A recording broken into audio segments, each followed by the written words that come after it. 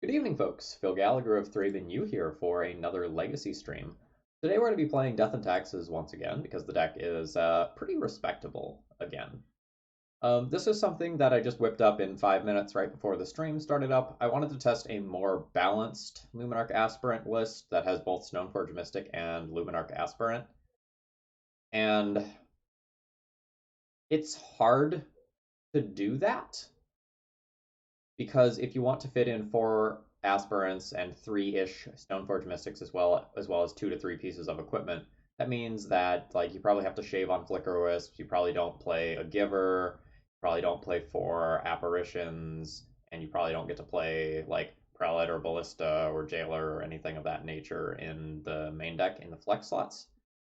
So we're going to play a list that is a little heavier on 2 drops than a lot of the other D&T lists that I'm seeing floating around right now.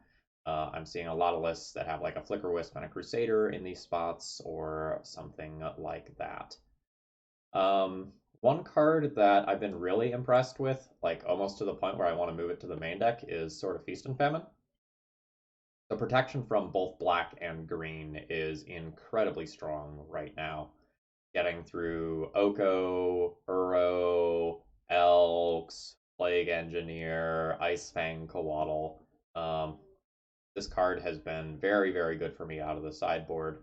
And when I was thinking about like which 3 equipment do I want to run, I was really considering just throwing this into the main deck because I think we're almost at that point in the metagame where the equipment package is really bad in game 1 versus a lot of decks, but it's pretty darn good in game 1 versus some of the grindier green decks, and so having access to this in game 1 um, is potentially huge upside. It also like makes Aspirant and Spirit of the Labyrinth a little bit better, but I couldn't quite talk myself into doing it. If someone wants to make an argument for moving this to the main deck over one of these 3 pieces of equipment, I'm 100% willing to listen because I'm right on the cusp of doing that myself.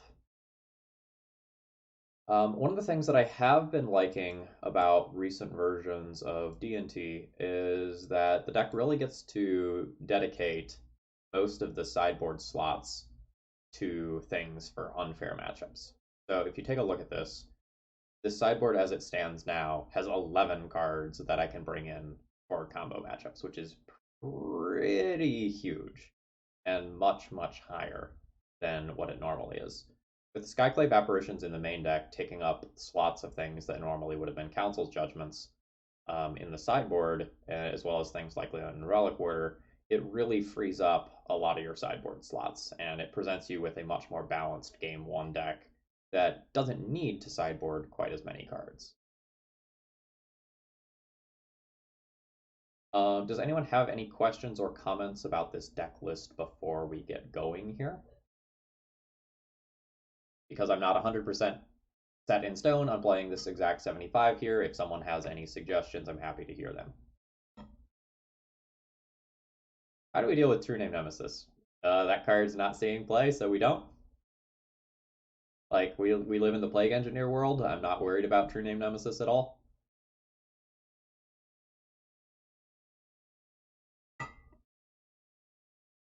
Colby, we are on 4 of the Luminarch Aspirants.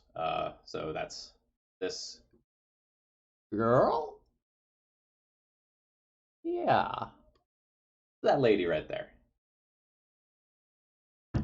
How was Walking Ballista and Aspirant for you?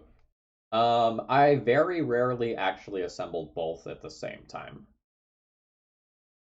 Like, it happened once, I think, in the 2 leagues that I did it, maybe twice, and it was cool. But it didn't come up as often as I thought it was going to. Jenkaphile, I've been playing 1 or 2 givers in a lot of the lists that I've been playing. But in this one today, if I want to test both like an equipment package and Luminarch Aspirant at the same time and being a little bit heavier on the 2-drop slot, I don't know that I can also fit in Giver.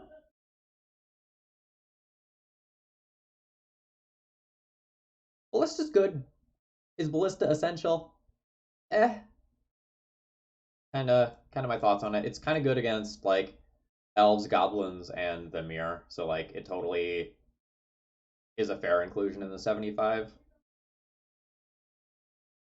But I don't know that I have room for it today.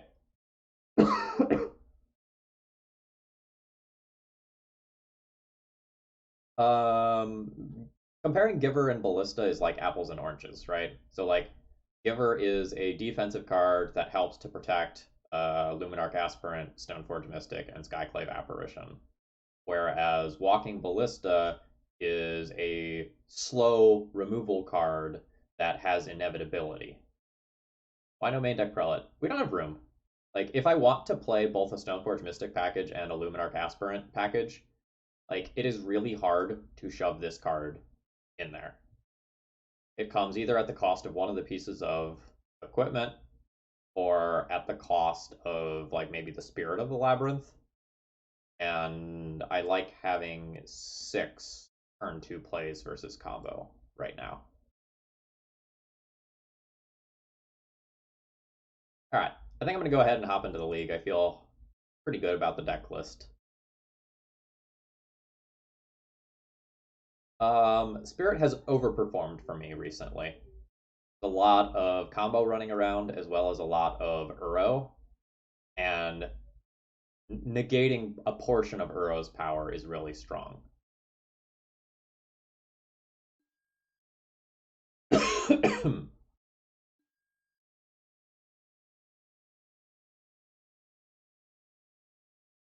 Spirit of the Labyrinth is David Bowie.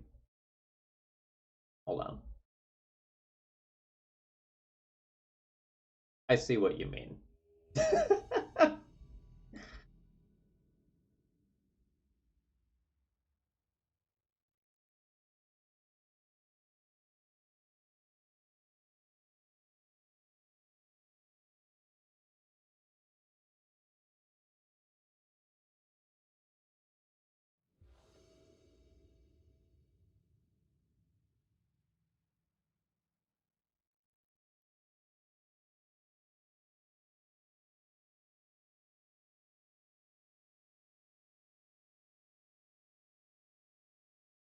My opening hand is pretty weak. For an Ether Vial hand, to clarify. Like, this is not particularly crazy right now. Without the ability to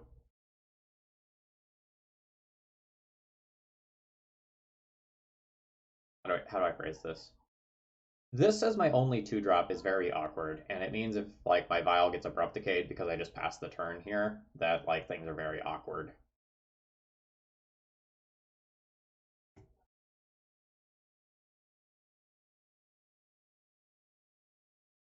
Yeah, I consider Labyrinth a cult classic at this point.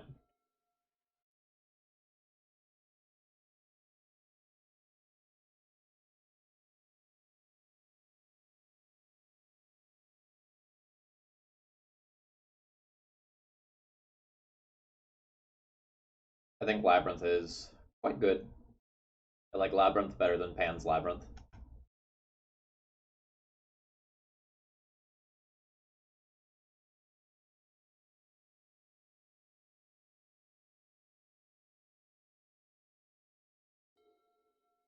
That was a really weird fetch.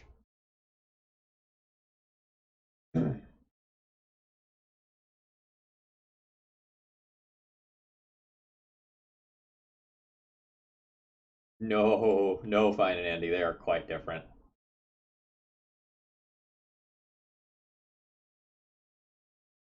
I'm gonna cast this hoping it gets countered.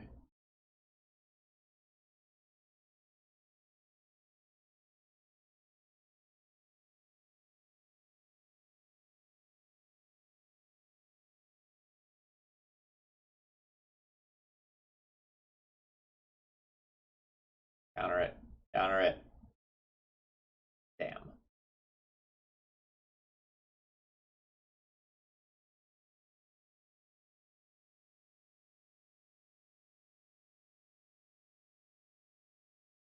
Seems kind of like we're playing against show and tell, and I'm just gonna die this turn.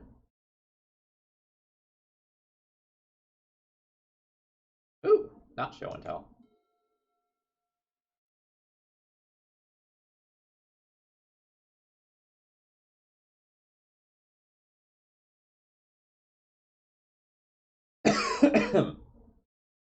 That's interesting. So if I activate my vial and put in another Stoneforge, they almost certainly take my vial.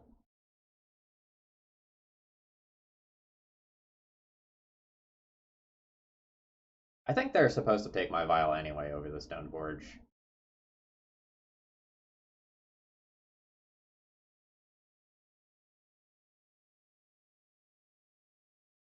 Really weird. Yeah, I think they're taking my vial no matter what here.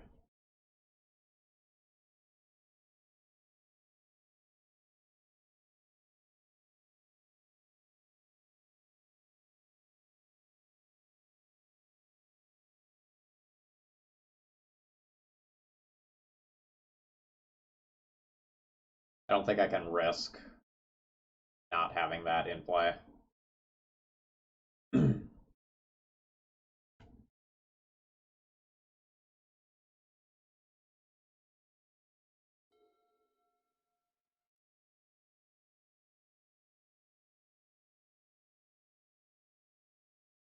All right, who made the joke about True Name Nemesis in round one? Which one of you do I need to ban?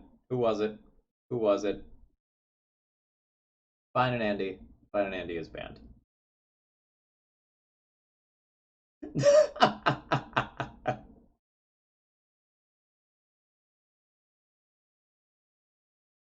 All right, Nathan, you're banned too.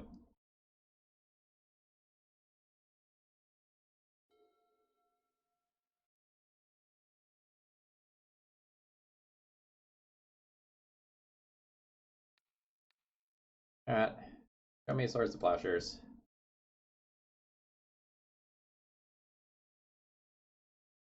You showed it to me. I think you're not supposed to Swords to Plowshares there. I think you're supposed to give me 2 more life to play around Ancient Tomb.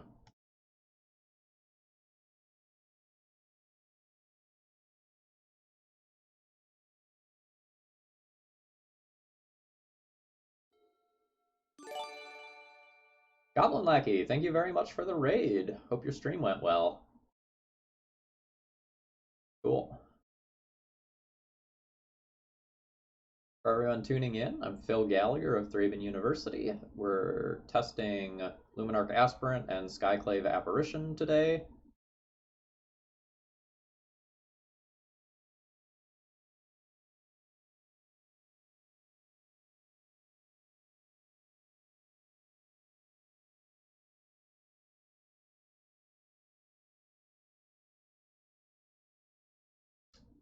I'm trying to decide how much I care about this Teferi. Don't think I care about it enough to just Skyclave this turn instead of Stoneforge plus equip.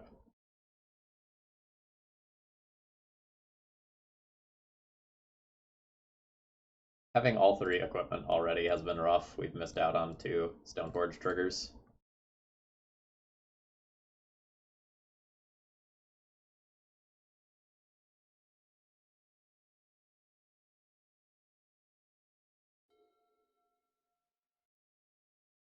So if our opponent doesn't have like Swords to Plowshares or Snapcaster Swords to Plowshares, we can just attack and hit them and ping Teferi, and that's pretty strong.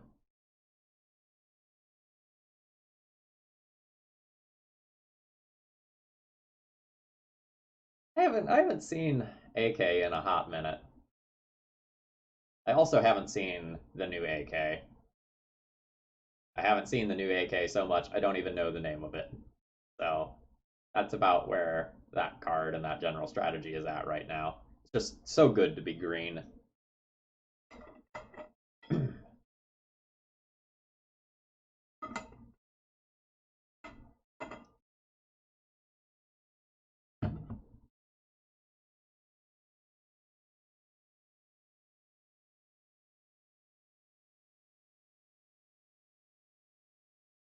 Instant speed Council's Judgment would be kind of a kick in the junk.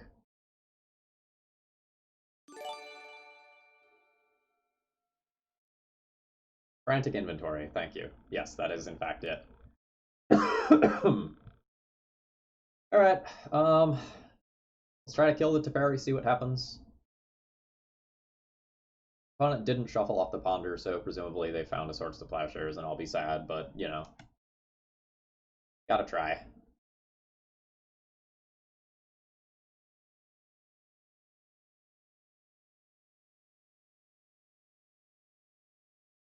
Or Snapcaster Mage, same effect.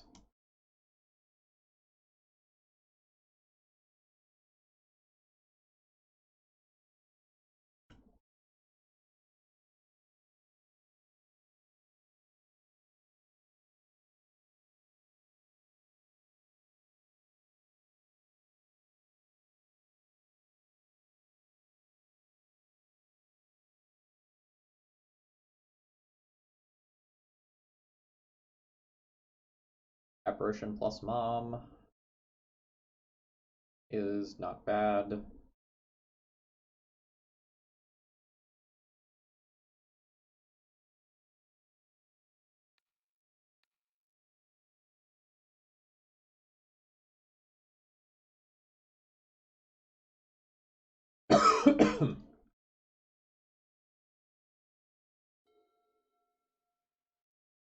Sorry, I'm gonna try to muck with my sound settings here.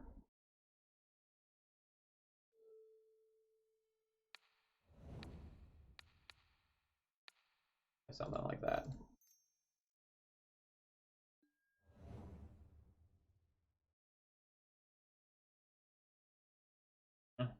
Ooh, opponent has sort of Feast and Famine main deck.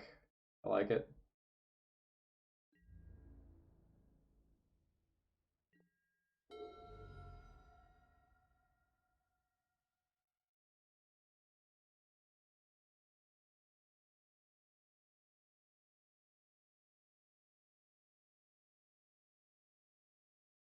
I have an active Mom now, which is great.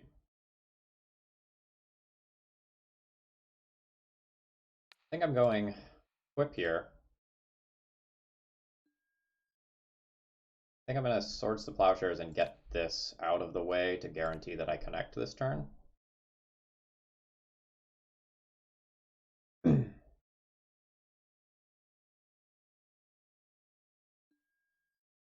Wow, I got a counter spell for that? Deal. Do it again.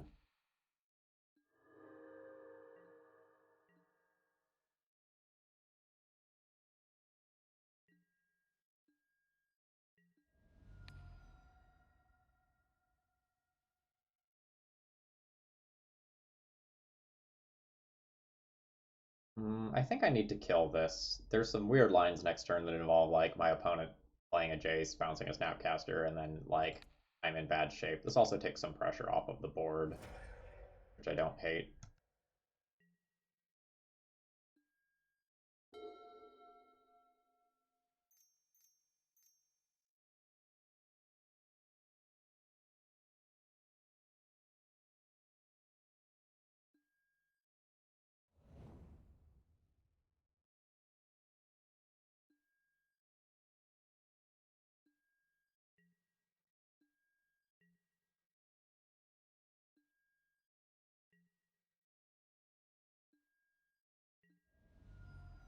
We're discarding the Batterskull here. My mana's tight. I'm not getting that into play in all likelihood.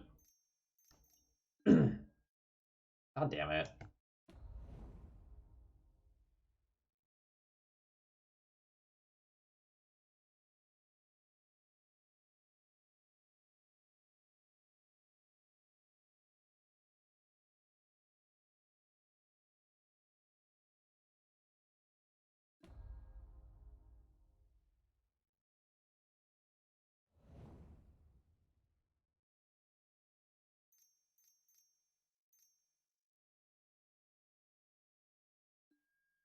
I mean, that's the exact line that I killed the Snapcaster for. But that's a super tilting sequence.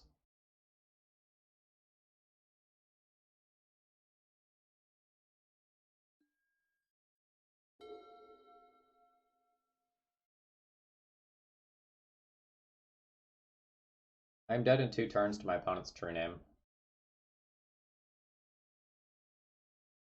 but I get the first attacks. So I can just cast Sword, get in there, kill. No, don't even kill Teferi, just dome them and have them dead next turn. Um, there's lines where I try to play this game defensively, but even if I like remove Sword of Feast and Famine, my opponent still has like 2 Planeswalkers and a True Name.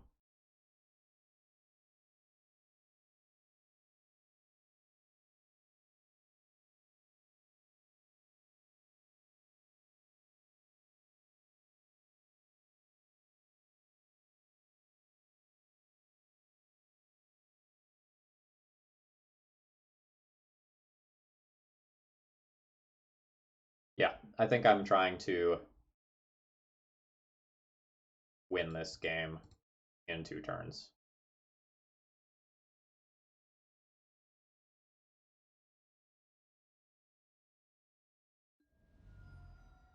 If you have like a 1 mana counterspell after all of that, in addition to, I'm going to lose my fucking mind. God damn it.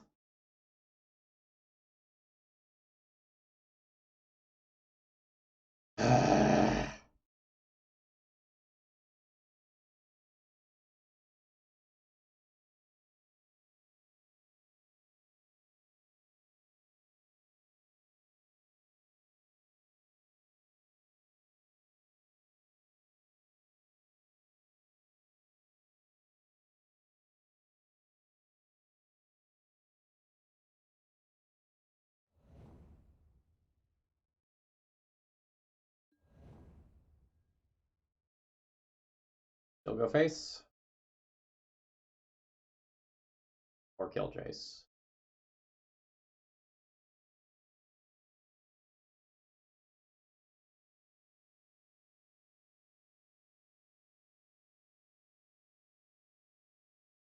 One has no cards.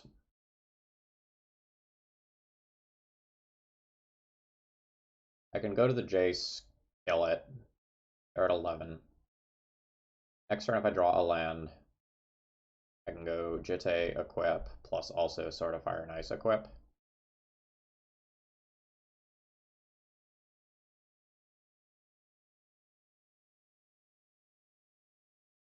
Ugh.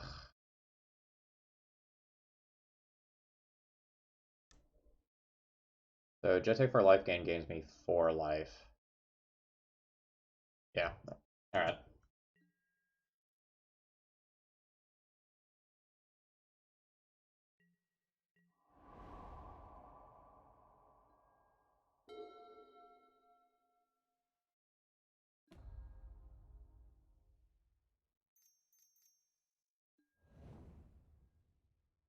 Our opponent drew hotter than the sun there. That's rough.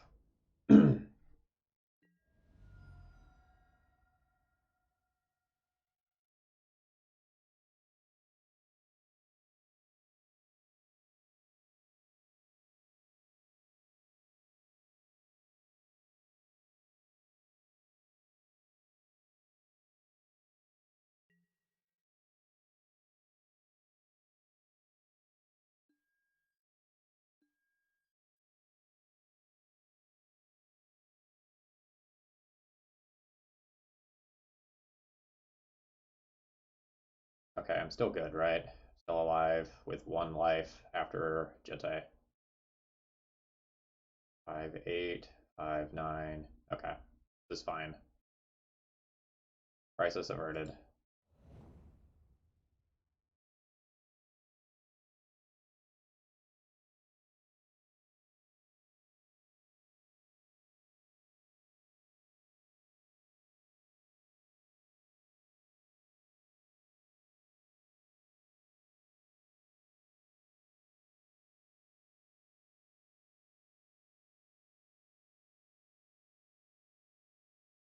I didn't math it out before I complained.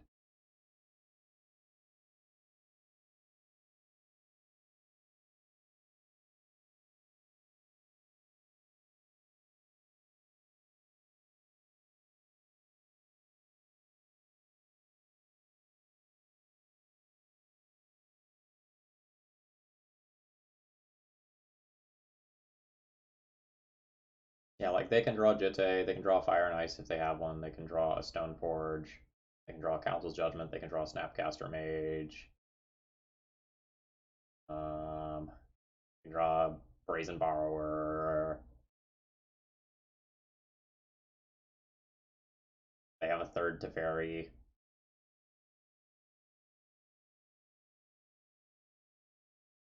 Gut Shot. Walking Ballista. Shock.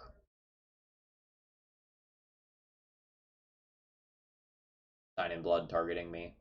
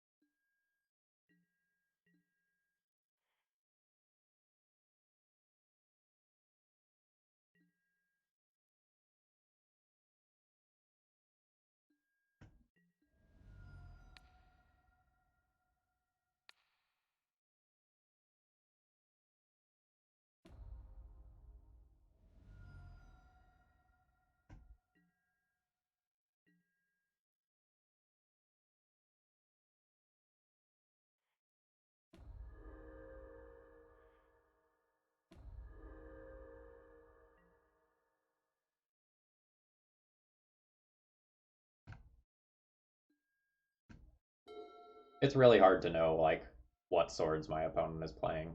If they're playing Sword of Feast and Famine in game one, that's not necessarily something that's stock.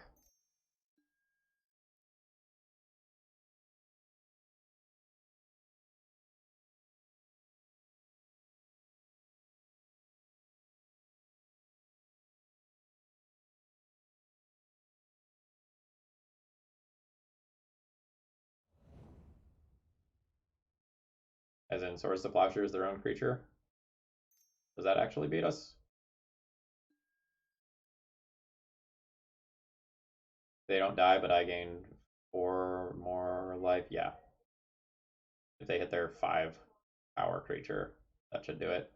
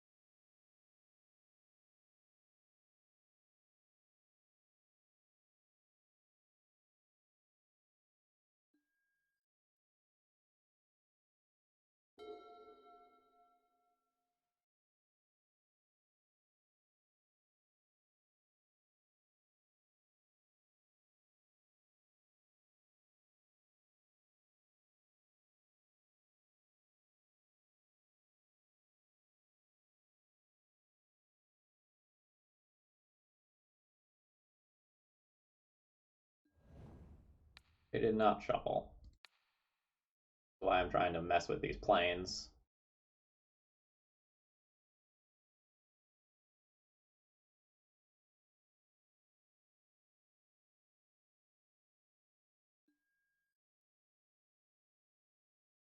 Alright.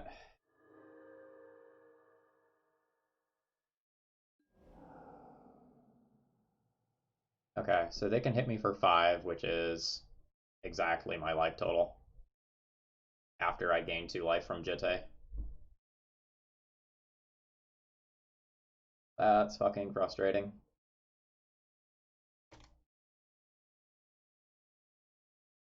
I can draw my own Swords of Plowshares. Or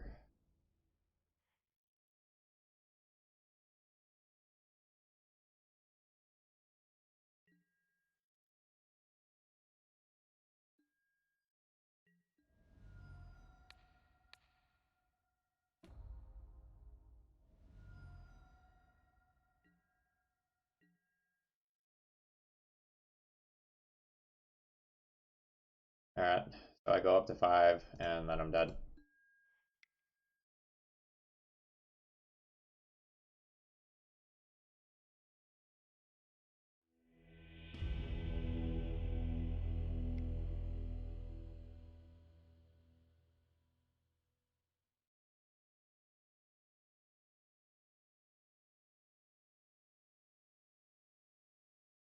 Bring in another apparition.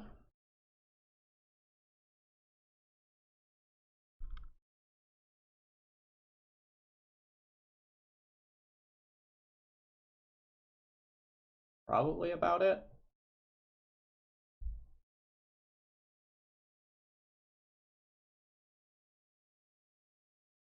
I might bring in prelates.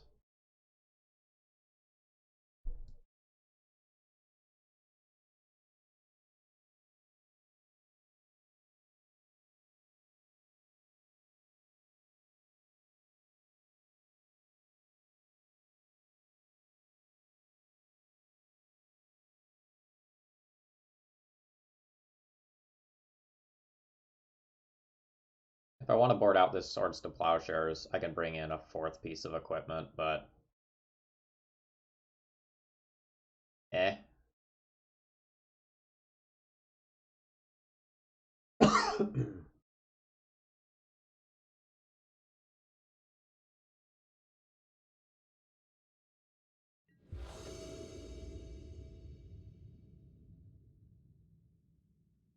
Hand's much better than our previous hand. Backlive's great. Luminarch Aspirant's great.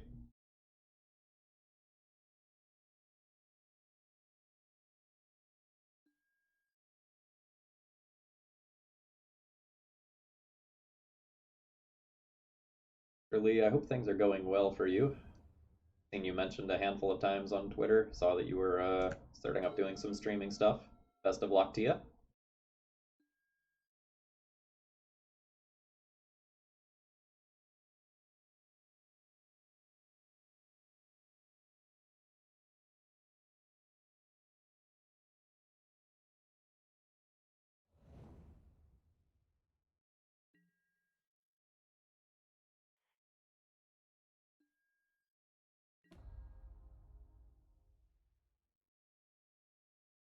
Oh, I have a draw step stop.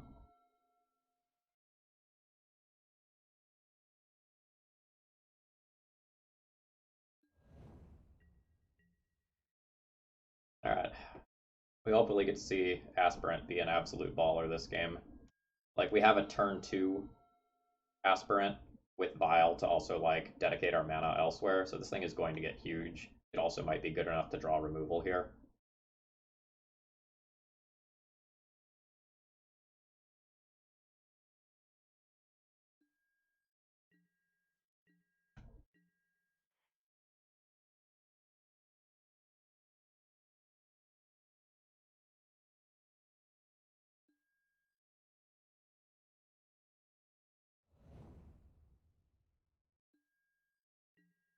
Nice.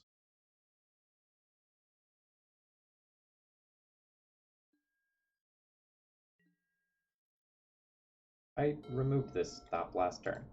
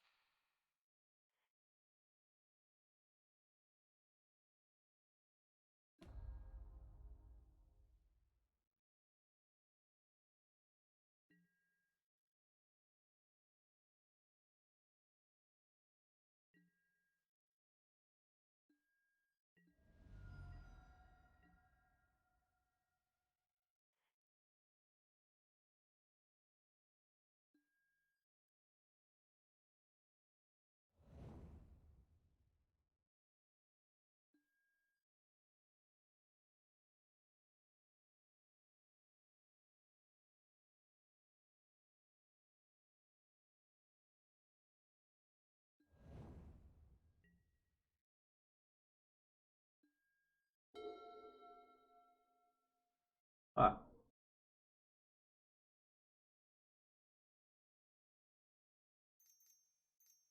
so this game's going well.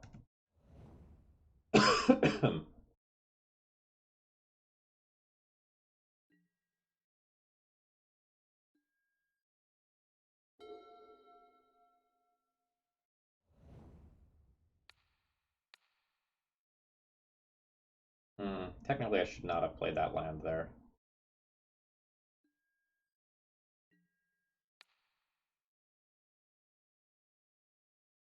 I think I'm just going to put the counter on Aspirant. There's an argument to put it on Mother of Runes instead, so that if our opponent goes land Jitte, they can't just get the mom for one Jitte counter. Yeah, Mr. Lee, this card is way better than it looks.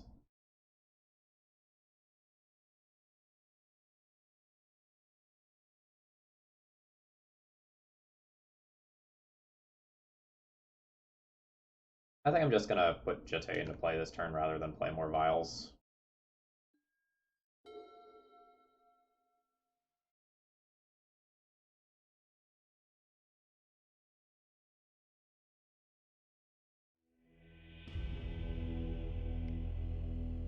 Yeah, word on the street is that Limited is great right now, and every single constructed format is on fire. Argus, you can also hover over the cards on screen. That's the Cardboard Live extension. And you can hover over the cards as well. Quick check-in. Have they gotten... I have to refresh the page of that. Can someone hover over the deck list and see whether or not Luminarch Aspirant and Skyclave Apparition are importing properly yet?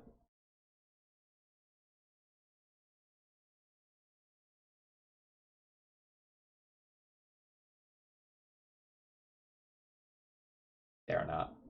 Okay. This is an okay hand. This is a very good Luminarch Aspirant hand. One of them is gas, two of them is stupid. Like, we're probably not playing turn 2 Thalia. We're probably playing turn 2 Luminarch Aspirant with the way this hand is looking.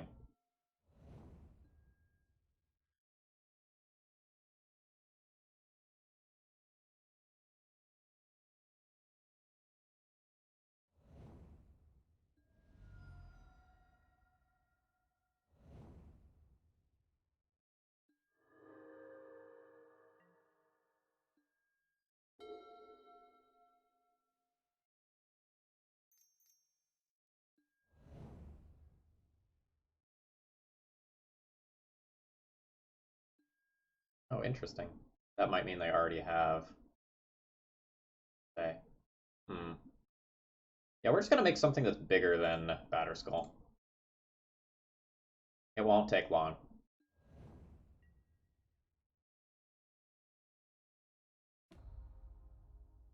We'll have a 4/4 next turn to 6/6 the following turn.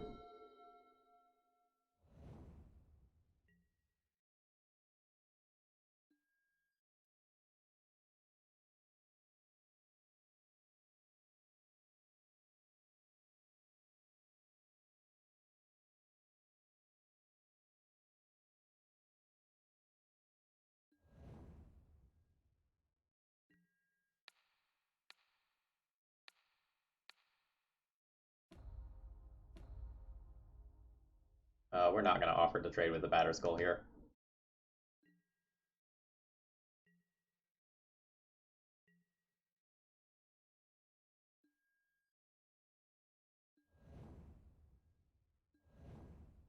If they go 4th land Jitte, things look a little bit worse for me, but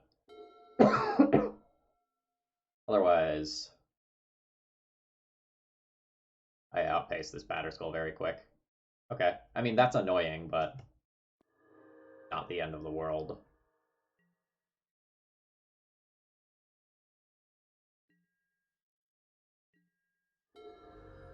Oh, Vile is fantastic here.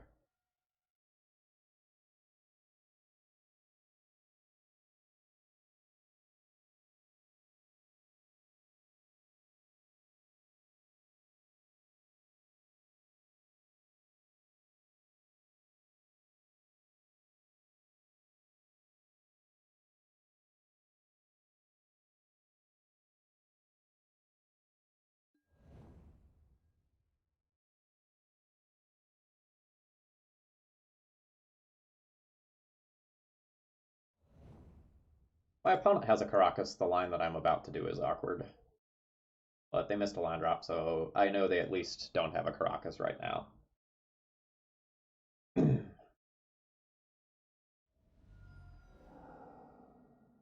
Eh.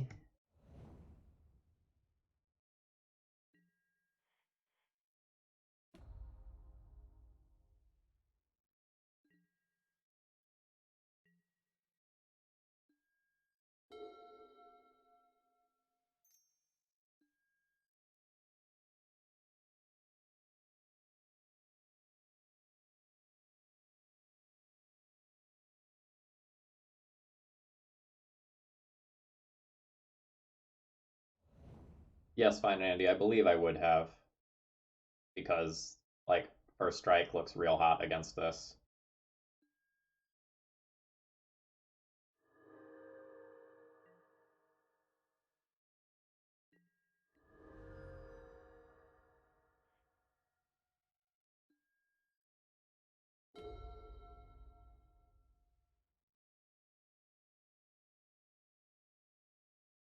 Probably time to get my own batter skull here.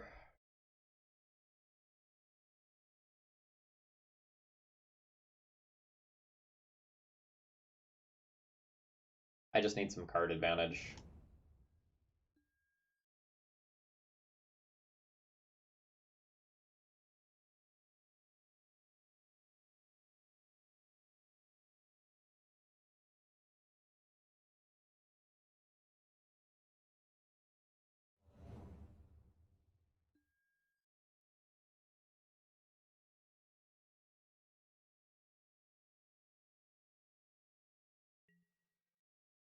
The batter skull's hard castable at this point. I can realistically, like, bounce it if necessary. My opponent can't be at 5 lands to hard cast a Force of Will in the next turn cycle.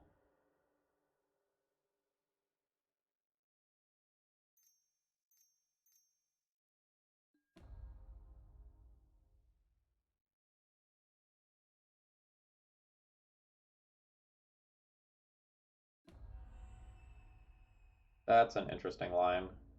I would have bounced my own Stoneforge Mystic if I were them. Because, like, I have a Violet too now.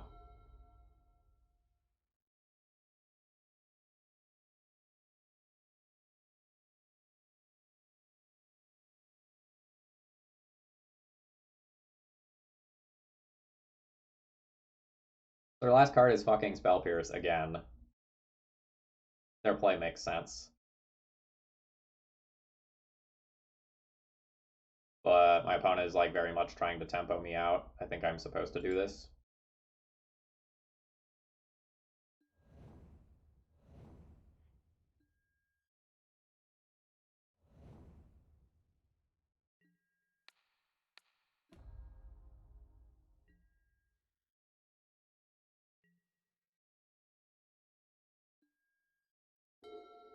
Yeah, that's true. Fine, Andy. Thank you.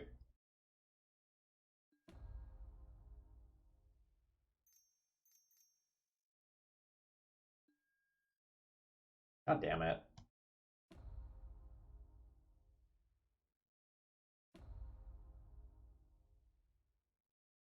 Kind of annoying.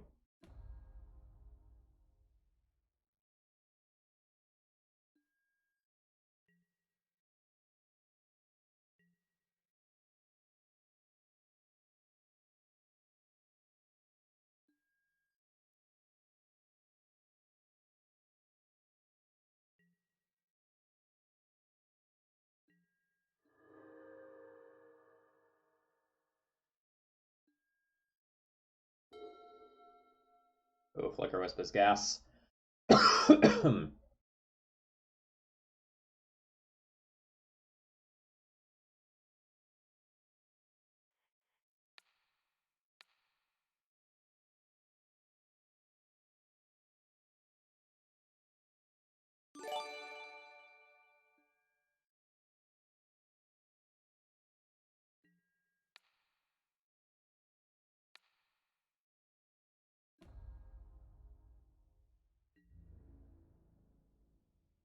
So I am not killing my opponent anytime soon. I think I'm just going to attack and kill the Teferi.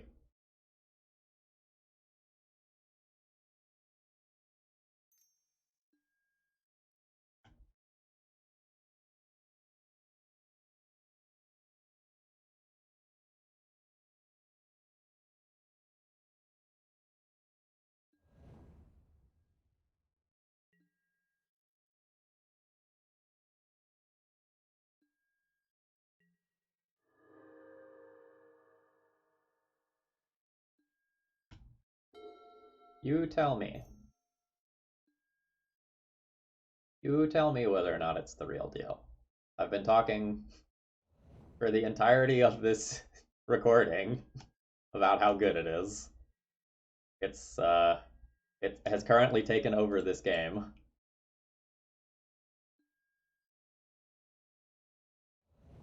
It has done an incredible amount of work for almost no mana investment. Like, good card is good.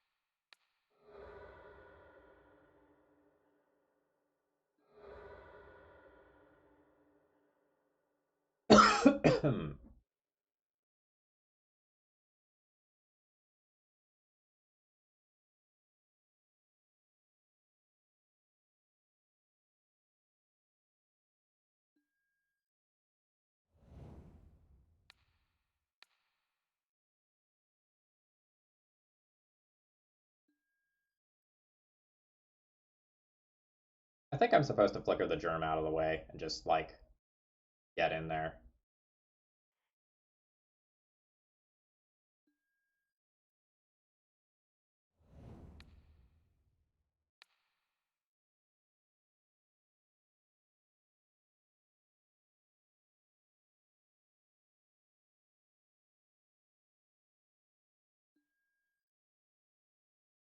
Yeah, that's fine. We're going to start diversifying here.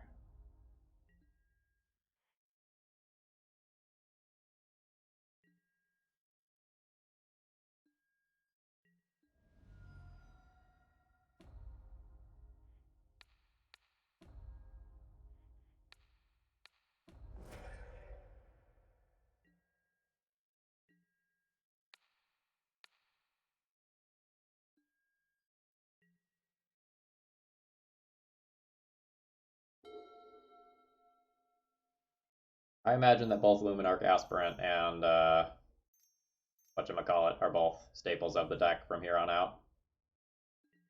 So yeah, that's probably not a bad idea if you plan on playing paper with them.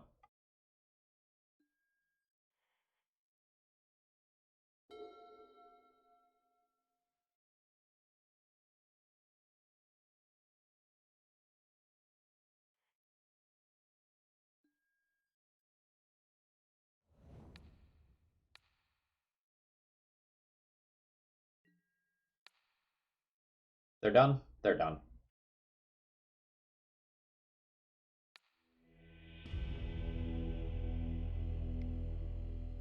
Yeah, so I figure I keep posting videos like this to Reddit and people will, like, stop questioning me and start testing Aspirant seriously.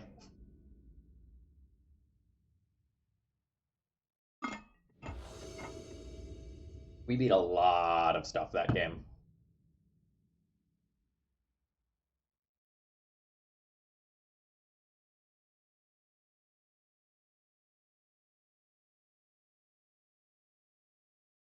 By the way, Rsteel and Momomo 4444444.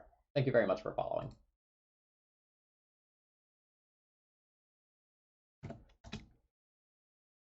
We have a very good opening hand. Very balanced. It's going to be good in just about any matchup.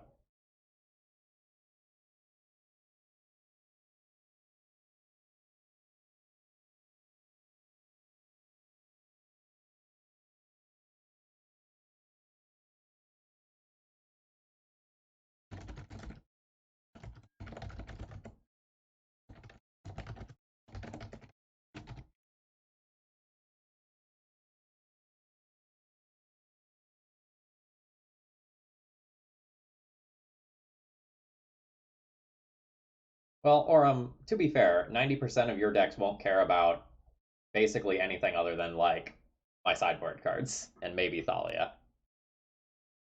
I really like Aspirant versus combo, to be fair though.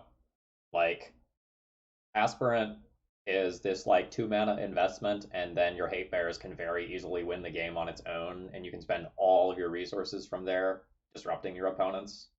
Whereas like you play a Stoneforge versus combo, and it's like, okay, I made a 2/2, and now I have something better to do with my damage other than my equipment package. Like, this is awkward.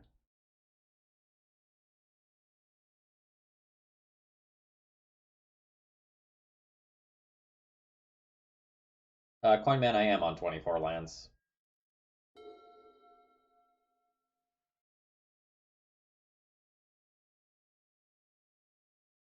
Yeah, or I'm going back and forth about whether or not I even want Stoneforge Mystic in the deck anymore. It's one of those cards that it's really hard to just get rid of it. Yeah, we're just playing against, like, oops.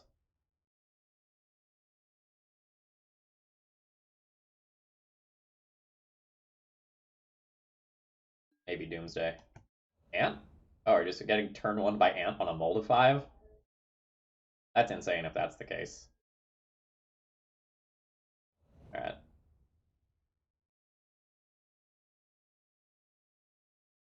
It is oops. We're dead. We have, I think, 11 sideboard cards for this matchup.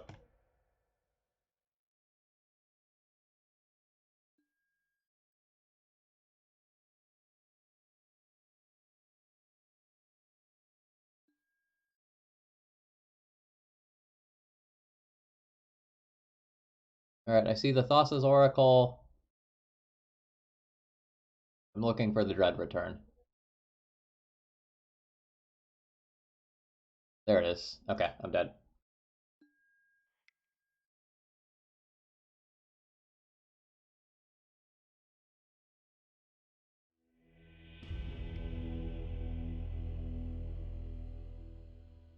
Yes.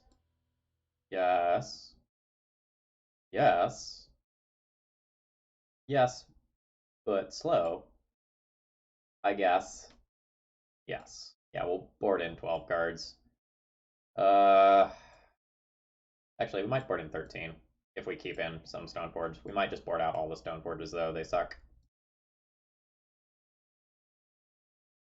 Like, I really don't want to be investing mana into Stoneforge Mystic when, like, basically literally everything else that I'm doing is better.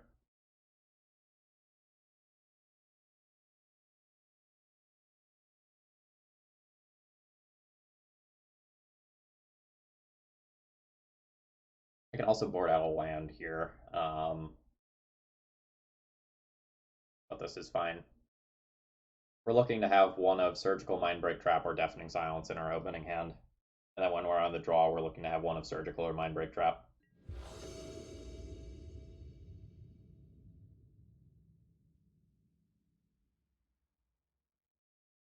Um,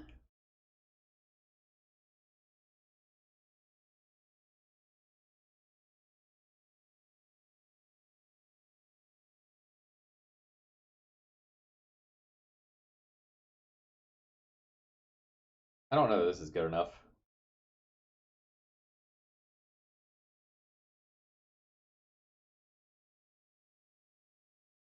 Wasteland kind of counts as half a disruptive piece, because if they just go spell and pass, like, that's very good to have. I'm going to keep this.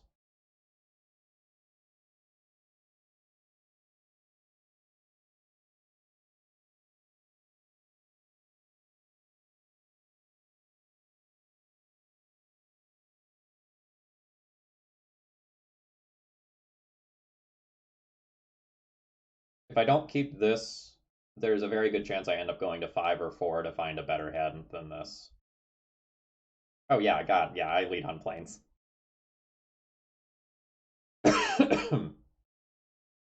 It's unclear whether or not opponent knows we're playing Death and Taxes.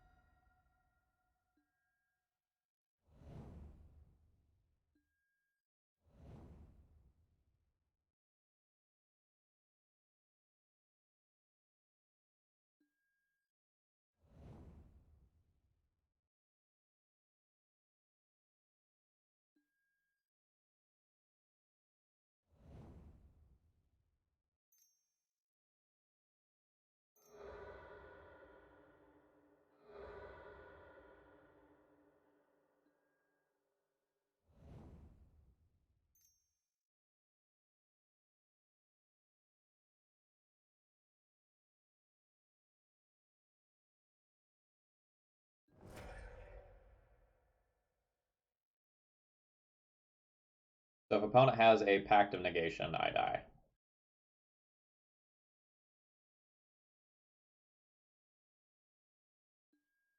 There's one, two. Oh god, there's three packs. No, one, two, three. No, there's the fourth. Okay, I win.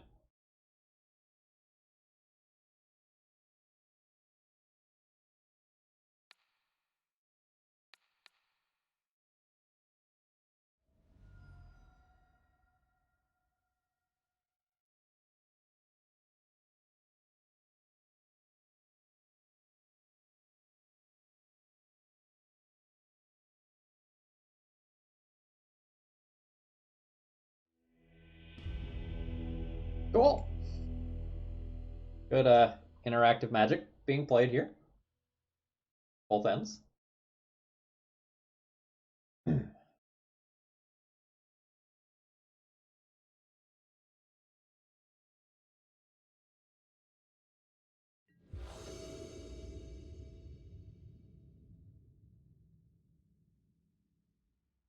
Hmm. I think I have to mulligan this one. I really need to have a piece of free interaction when I'm on the draw. Like, this isn't good enough. And it's also very reasonable for an Oops opponent to win against Deafening Silence with it just in play. They just, like, have enough mana to get to 4 to play and activate their creature, and then the one non-creature spell they cast is Dread Return, and you die.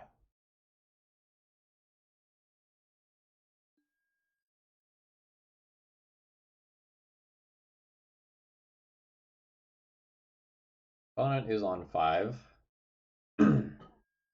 Opponent is on 4. Do I keep a Thalia hand on 5 when my opponent is on 4?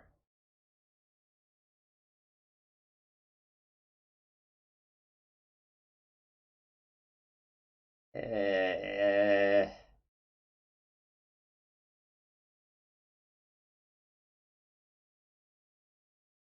I don't think so.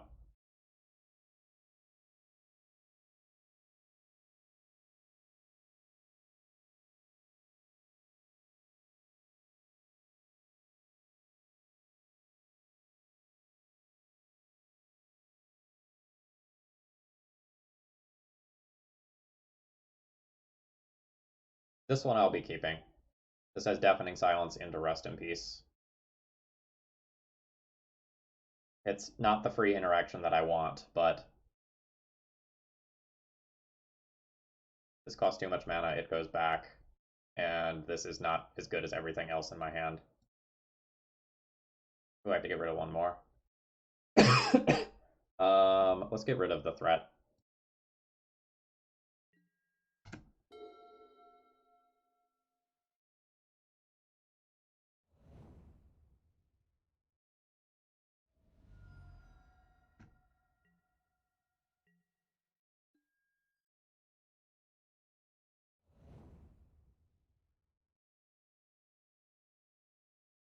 Oh, I know I can still die on turn 1.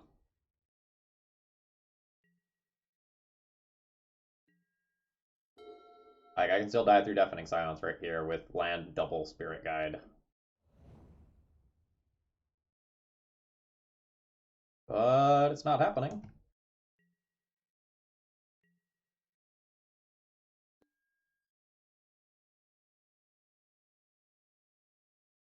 Kind of a weird combination, but we take that. I don't think I saw Force of Vigors last game. I don't think I saw any answers last game. Opponent might have them on the draw, though.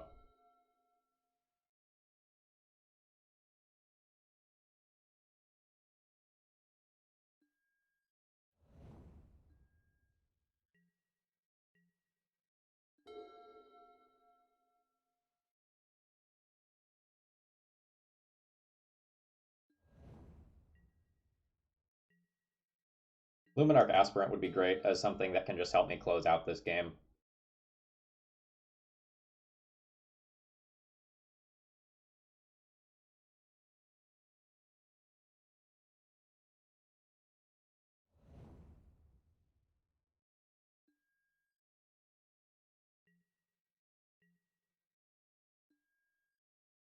That's pretty okay as well.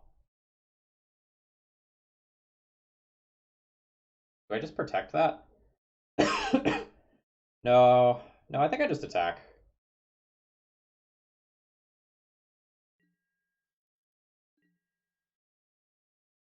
I don't really super see my opponent answering my creatures.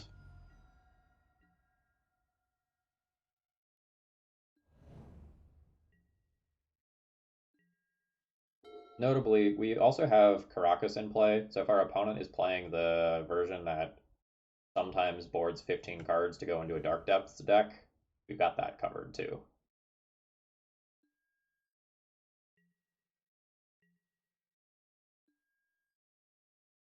Cool.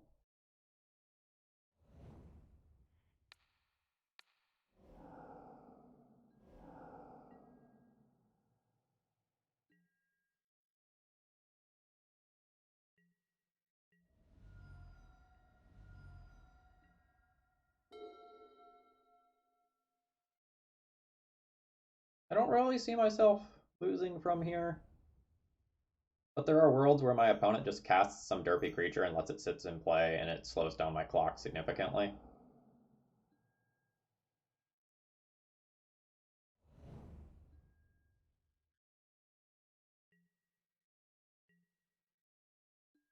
Yeah, so now I have 2 damage a turn instead of 3 damage a turn.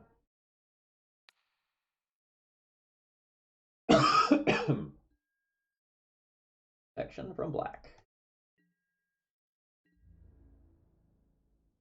We're going to hold the planes to make it look like I have more interaction as well.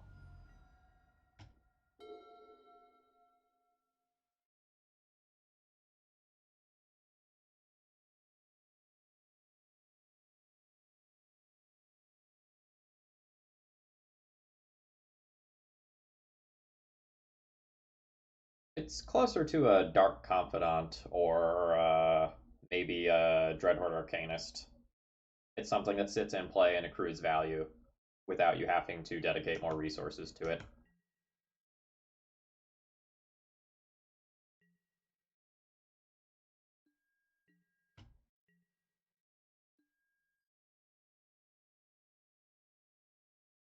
Recruiter is cool.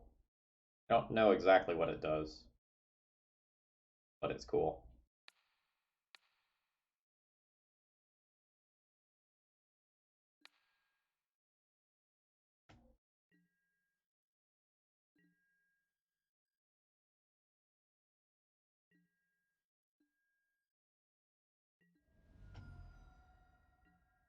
Yeah, it's weird that the card is simultaneously good and bad versus Plague Engineer.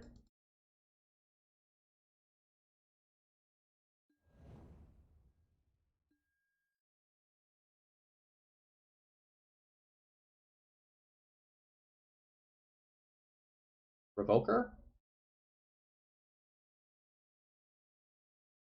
Prelate? Skyclave?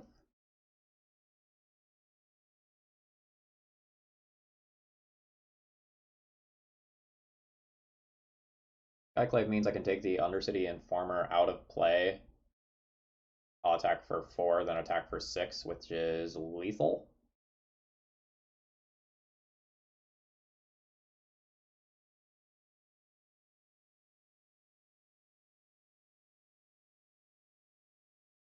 I think Prelate and Apparition end up in similar places. I'm gonna take Prelate. I don't think I need to close this game immediately. I think I just need to not lose to some stupid shit like Massacre or Force of Vigor, both of which cost 4.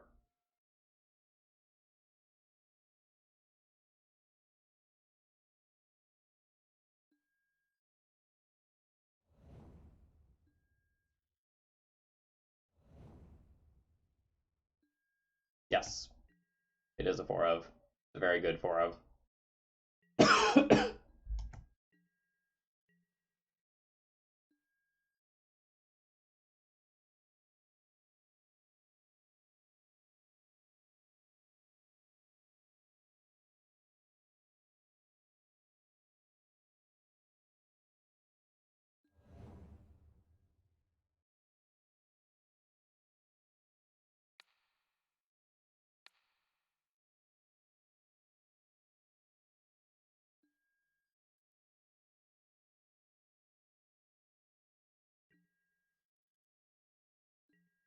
So the line that I took gives our opponent more turns to play the game, but also probably puts me into a situation where I'm very unlikely to lose.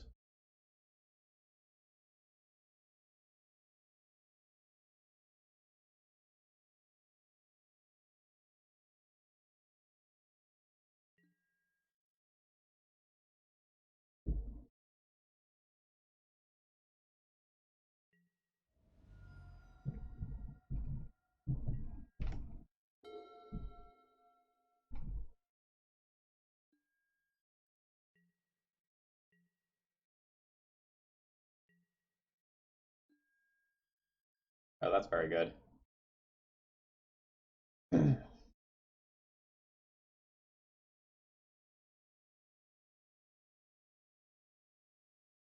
I also don't believe that the oops list will have any creature removal.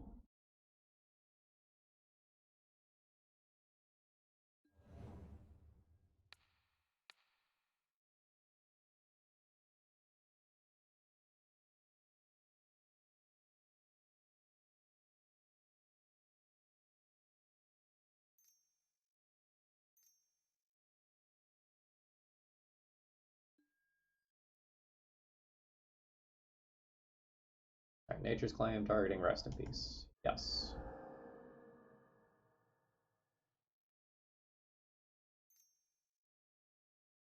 You don't get it another spell. You can activate your creature, but doesn't that just mill you out and you die?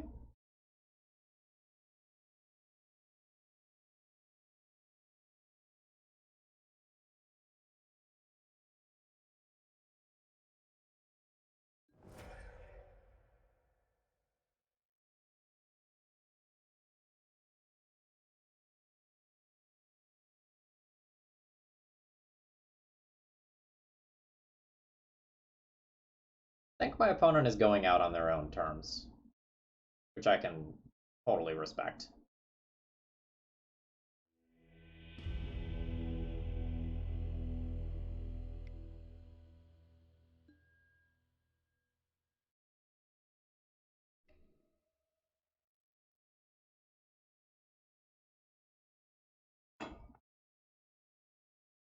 That game had more turns than I was expecting by a lot.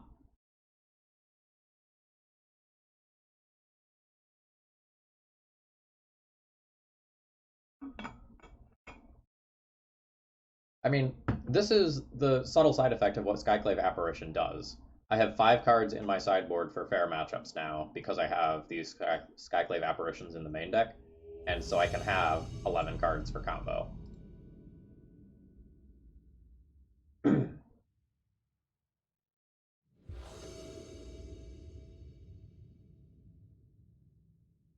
Hell yeah.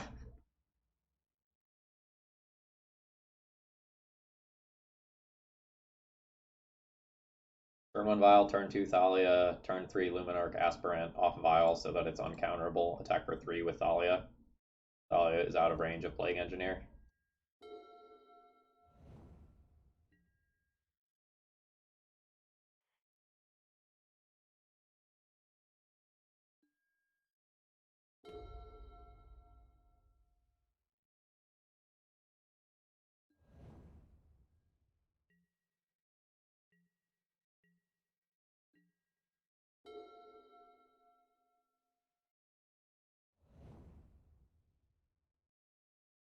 That's annoying.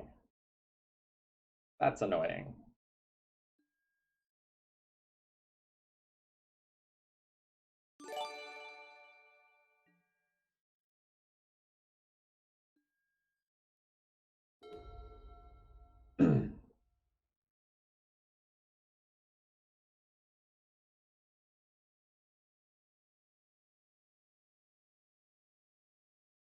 Yeah, Pokemoki, well that's true. If your opponent can turn 1 you, like you basically have literally nothing, right? So you lose a huge percentage of combo matchups to the turn 1 combo decks. Things like TES, Oops, Doomsday, Belcher, all that sort of stuff.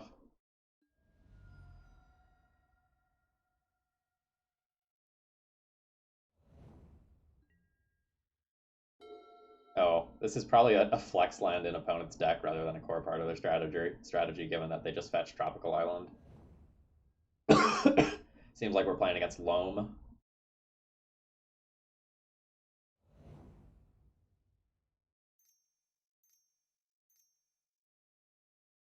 See like an Uro here or something.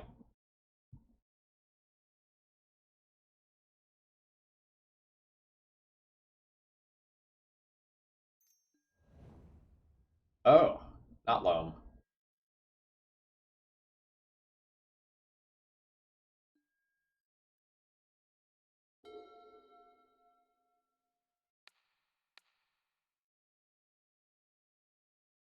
It's gonna be huge! Huge!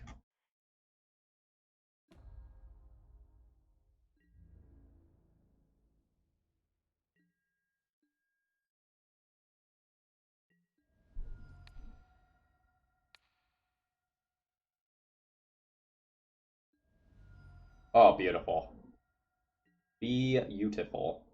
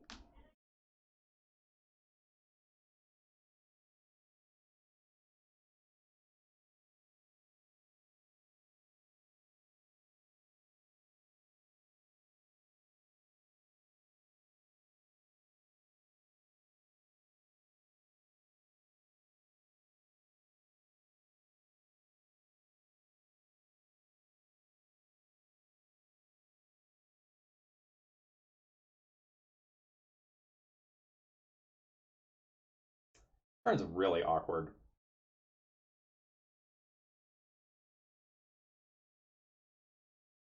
Most of the lines where I get to kill my opponent in 2 turns involve connecting with both of my creatures this turn, and that means playing Umezawa's Jitte. But if I don't port my opponent, they're more likely to be able to just go land into Primeval Titan, which very potentially wins this game.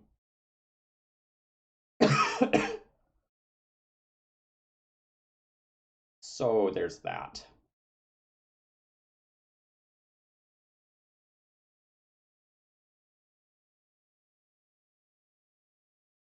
I think I'm supposed to just attack for 4 this turn and port them. Like, if I keep them off of Primeval Titan for long enough, like, maybe I can make a Luminarch Aspirant that's a meaningful size. Kind of tough. But, like, I know they don't have a land because they just played Bojuka Bog and they didn't play an additional land, so they would have to top deck the land. Or maybe Chrome Mox if they don't have... if they have something weird like a Maze of Ith or something like that. I don't know, maybe I'm supposed to just go for it here. Because, like... Yeah, I'm gonna throw this on there, I think.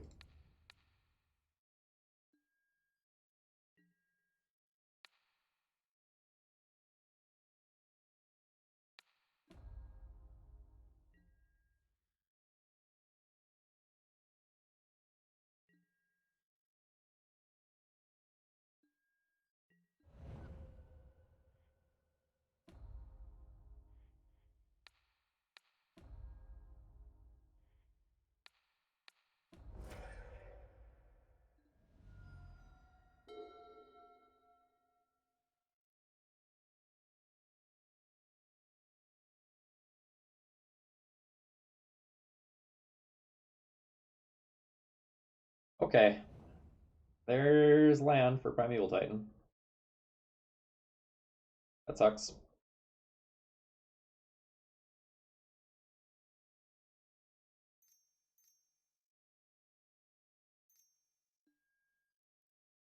That's it.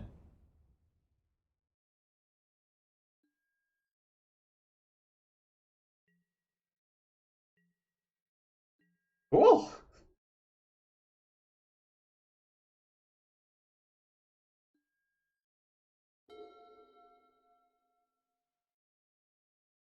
4, 5. No, that's not getting in there. So this is 4, 5 damage this turn. That Flicker Wisp is worth saving for next turn.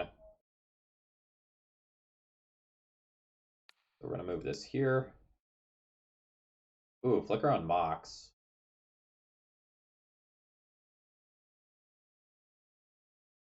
Yeah, Flicker on Mox is probably just worth doing. Flicker on Mox, don't re-equip.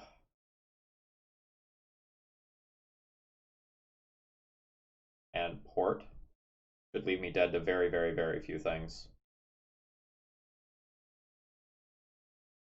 No, opponent has Caracas.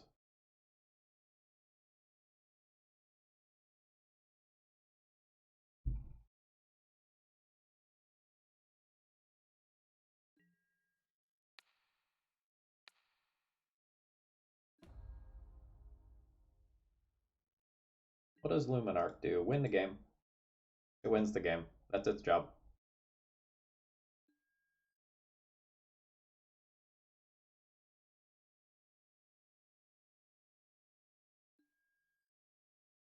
Okay.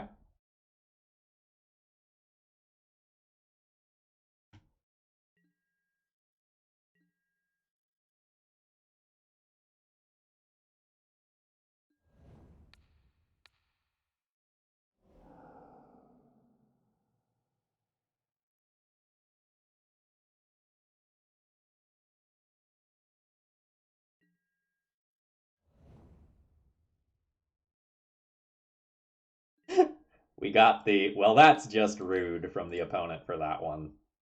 Hard agree. Hard agree. It was rude.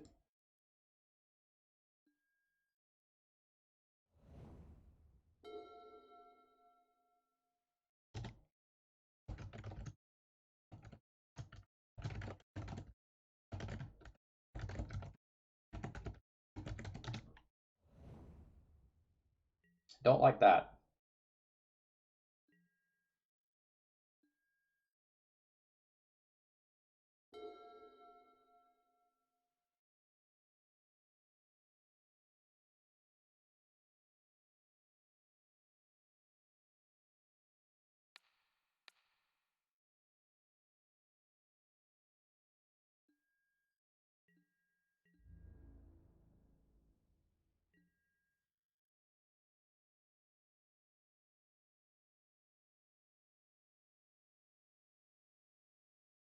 There's an argument to just put the Jitte on the Flicker Wisp instead, but I'm pretty good with this Dryad leaving play because it eliminates some lines that can get them out of their current situation.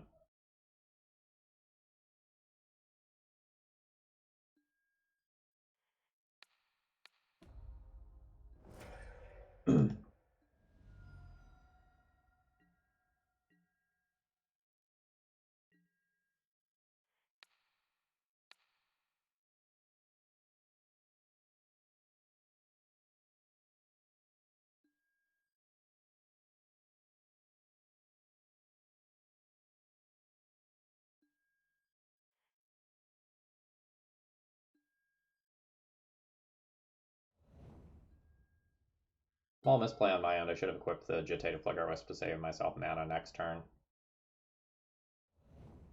And I'm very sure that that's something that I'm going to do.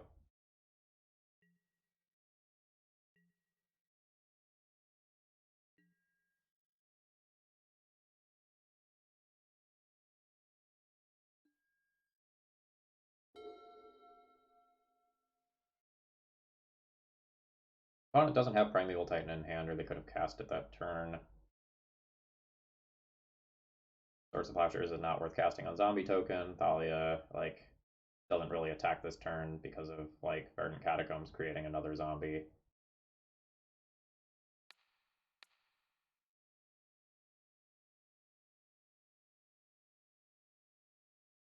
Actually, is that true? I couldn't put the Jitte here and then attack in. That represents lethal, so opponent has to block. No, that is probably just better to do. Especially if I just play this.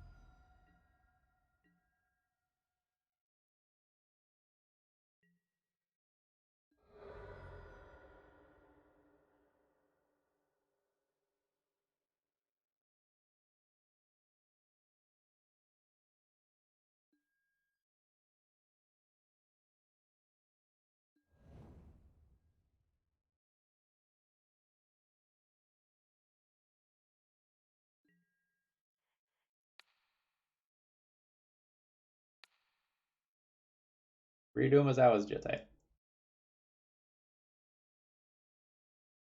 You can hover over the cardboard live extension.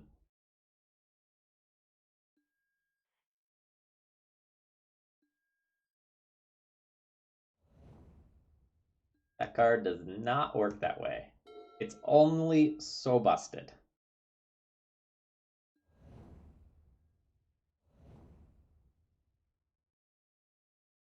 Go out by fetching.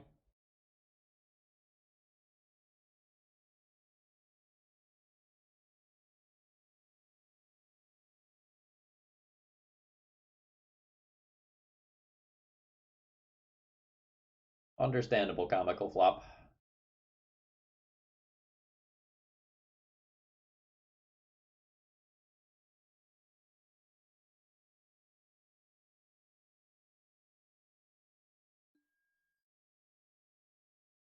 Okay, X equals 3. Whatever it is, I Swords to Plowshares it and kill you with Flicker Wisp.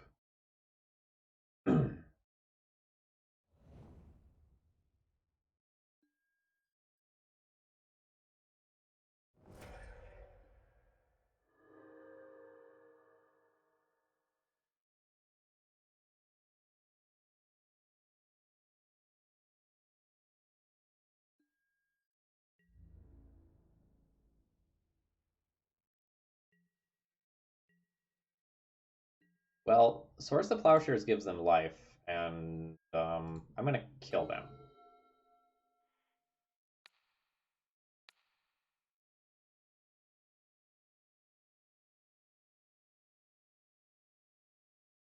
Like, there's no reason to give them 6 life and answer Uro when Flicker Wisp +1 Jitte counter is lethal.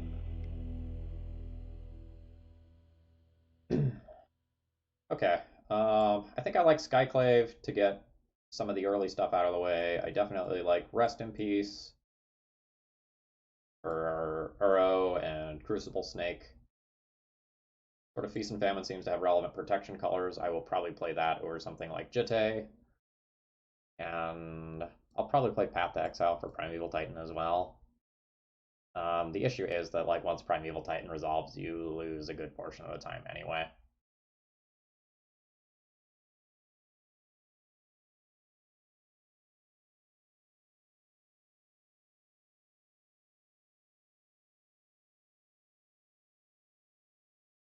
I kind of want to trim 1 to 2 pieces of equipment here. I know Jitte is coming out for sure. I don't super see Sword of Fire and Ice doing a ton in this matchup.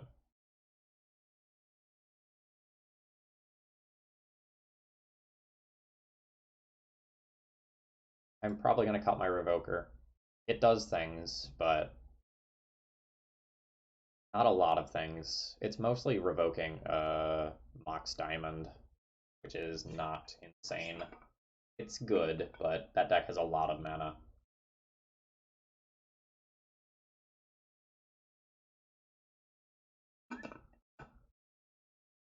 Luminarch Aspirant. Luminarch Aspirant. I think I'll board out my Spirit of the Labyrinth. We'll obviously get punished by opponent playing Sylvan Library, but that's okay.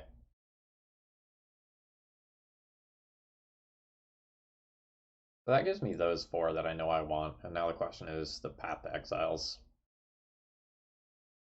It's awkward to ramp them, especially if they have Field of the Dead in play.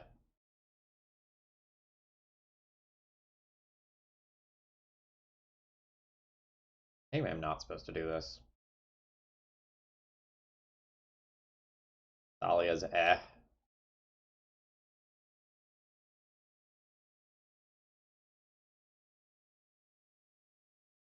Maybe on the draw I'm supposed to play Path. On the play I'm supposed to play more Thalias. I don't know.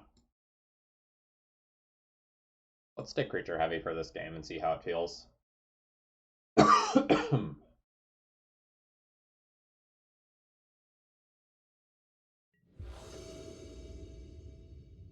And solid.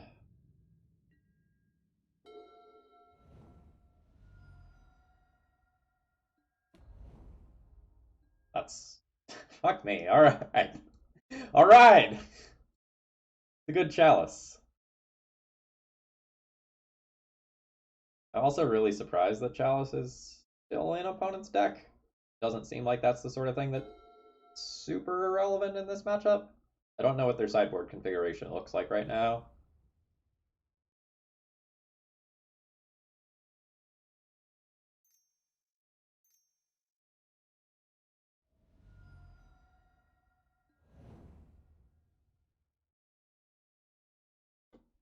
So you're not a problem right now. You get the Crucible Snake. You start to become very scary. Um,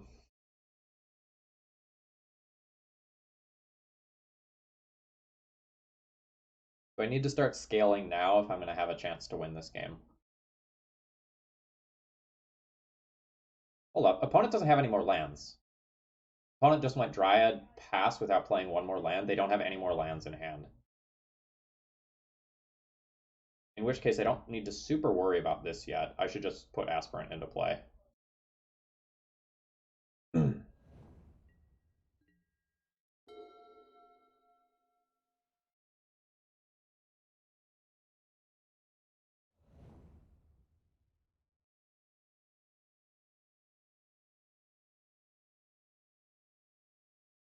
There are not too many spells that they can... Oh, right. All colors. I see.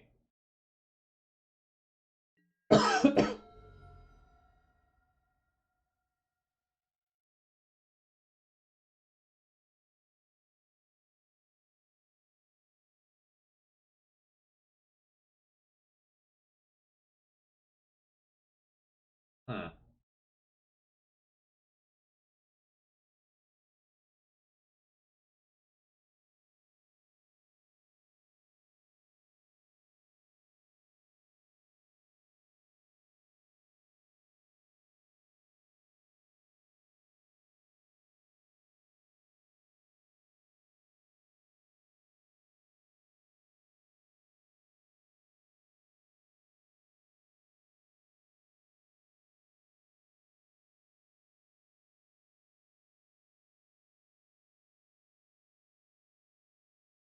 I'm trying to figure out if I'm just supposed to take out the Leovold and start crashing in. My opponent has two Ancient Tombs, which can tap for just one mana using Dryad.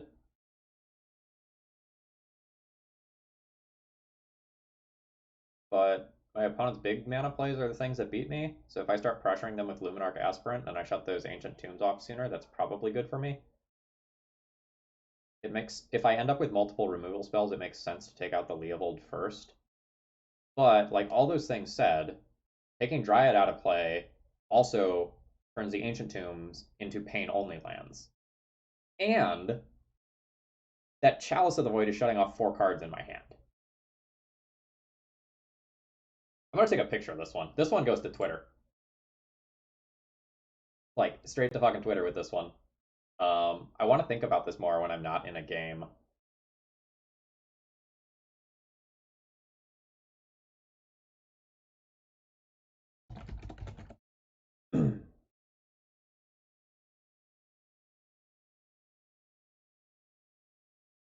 So I outscale the Leovold next turn if I leave the Leovold in play.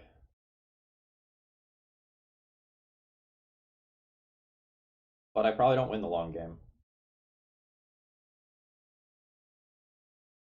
I think I need to close this one out.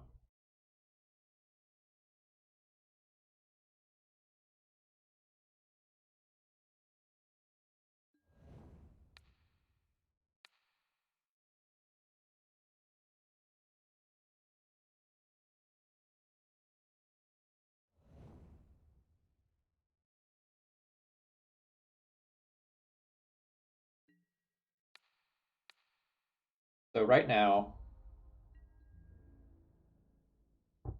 I am hoping to end this game as quickly as possible.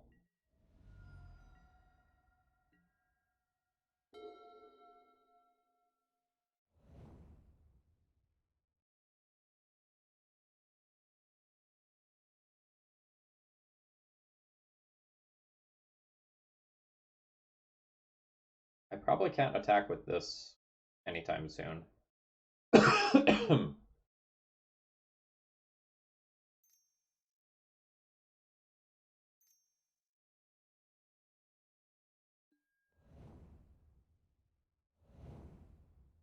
Annoying.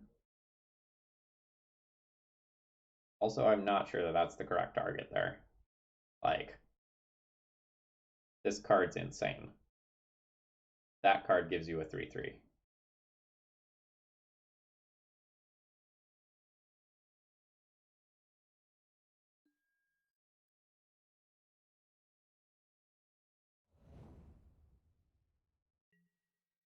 A Dryad has saved my opponent 9 life thus far.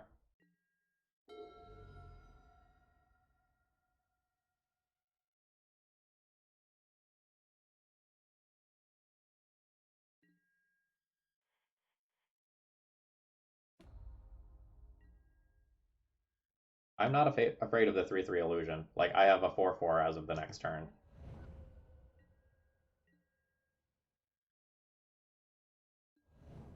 Also, now a creature that's about to get protection from most of their deck. I would really like another land next turn. Then I'm crashing in for 7 and put them on a 2-turn clock. That's not disruptible by most of the things their deck does.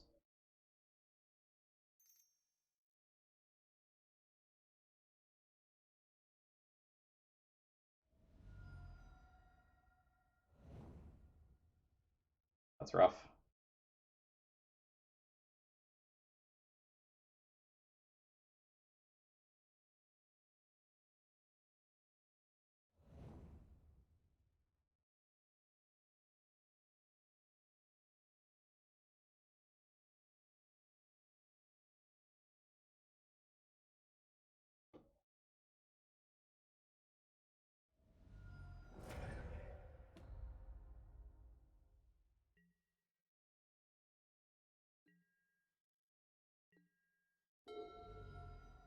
Alright, that's fine. We're dead.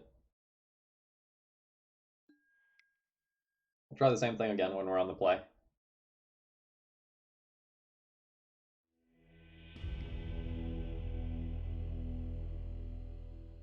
Yeah, the fact that we had 4/1 drops was unlucky and uncommon. If we dodged Primeval Titan that turn, and we got that sword equipped, we would have made our opponent discard a card. I would have gotten to untap my lands. I also would have gotten to play Rest in Peace.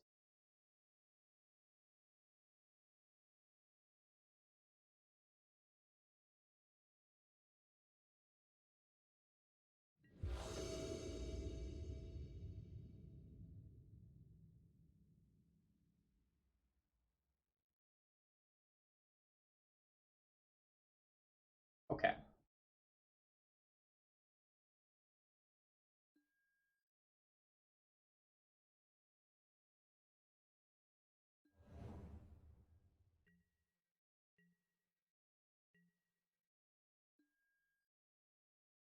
So you say that I knew they had it from Once Upon a Time, but I was definitely paying attention to chat rather than seeing what they got from the Once Upon a Time.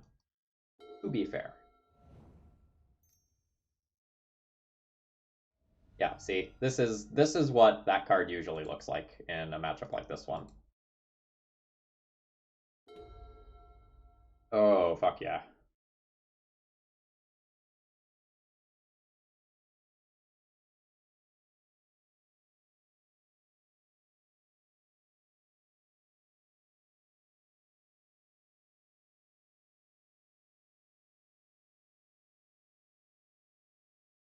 Because of land Krummock's Life from the Loam, it's better to Rashad and port this turn than Wasteland, though.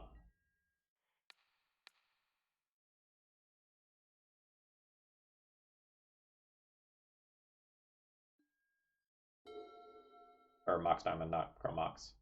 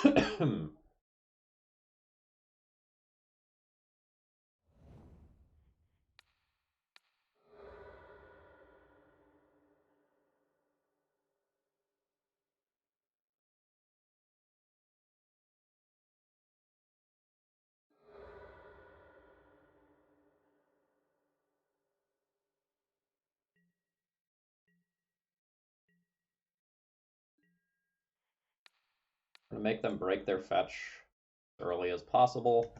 It opens up port for future turns.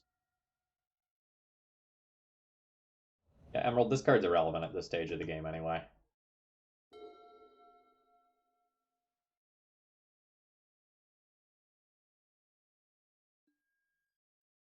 That is annoying.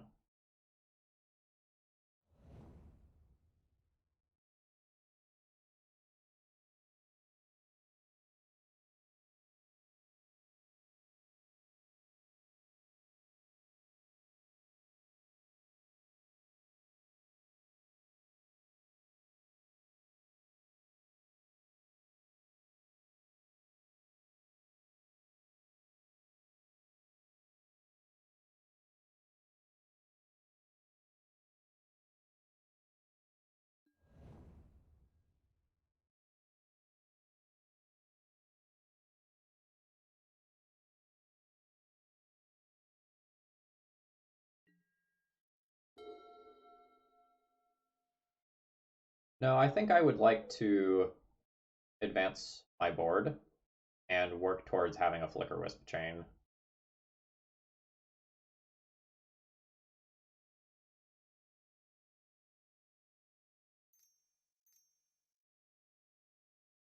Like next turn, if my opponent plays something that I have to Apparition, I get Aspiration and Mom. And if they don't play something that I have to Apparition, I get to attack for one, Flicker Wisp Recruiter, get another Flicker Wisp. And like then I have good lines going. Are you gonna Green Sun for one and counter it with your own Chalice? Yep. Oh wow, that's really good too.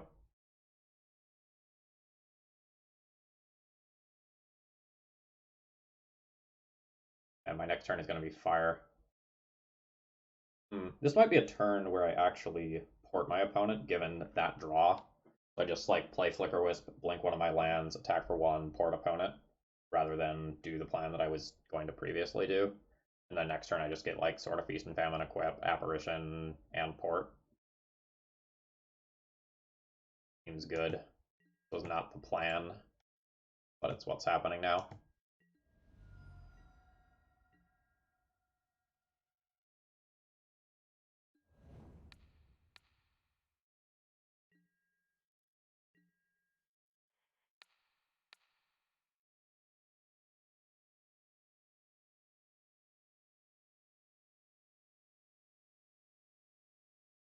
There's an argument to continue on my original line because if my opponent just plays the Dryad on their turn, I get to Apparition it. But if I choke them off of playing the Dryad in the first place, I probably end up in a good position. Alright, opponent pulled a Verdant Catacombs there.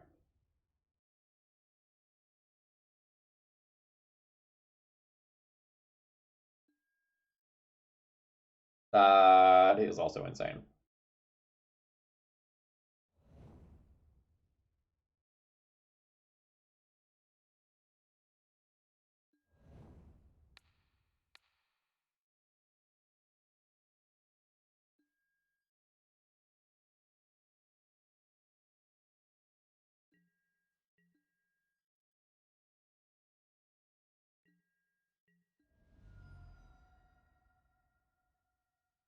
That feels good. I just got Time Walk.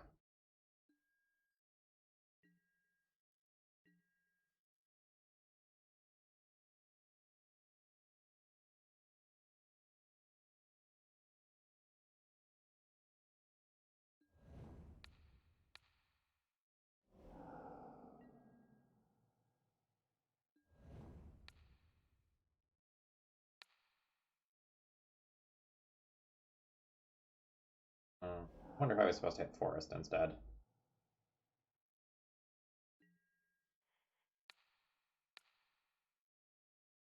This means that if they draw Abrupt Decay specifically for their turn, I give them black mana back that they otherwise might not have had. Opponent has said, holy expletive, I'm bad. Well, your words. The green's unplay was rough. I'm just going to attack and see if we kill them.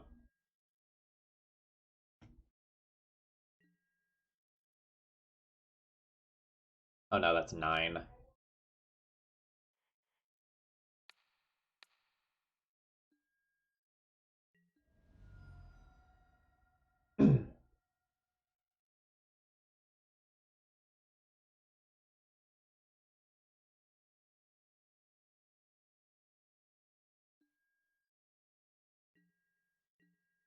Conceptually, I was doing math for sort of Fire and Ice instead.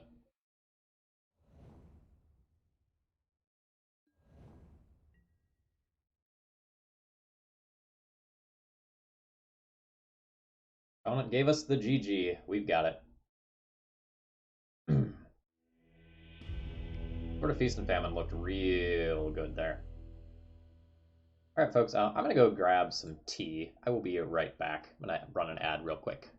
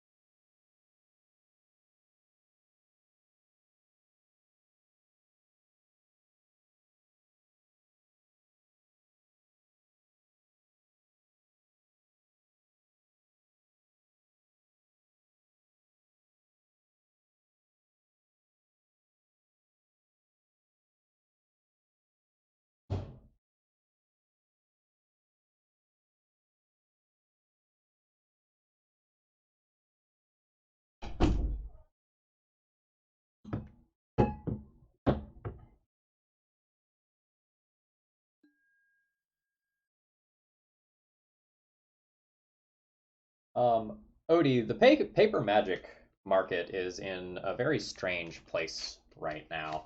There's a lot of people who are selling off due to funding related reasons because they're having, they're losing jobs because of the pandemic.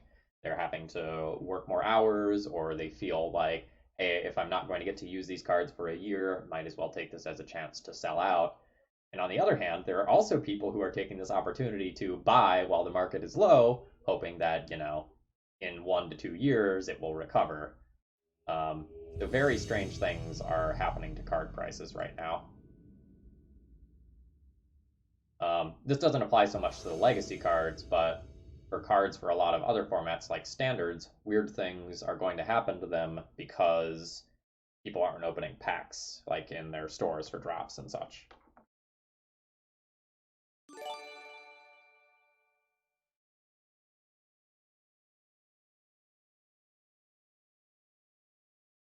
I think I have to keep this hand. I'm not super excited about it. And if I'm playing against combo, it's very bad. Unless it's like Dark Depths, in which case we're fine. Jason, thank you very much for following. Hope you're enjoying the D&T content. What the fuck? Budget, in fact?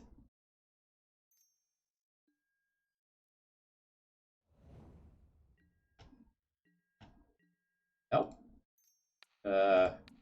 Bug Death Shadow?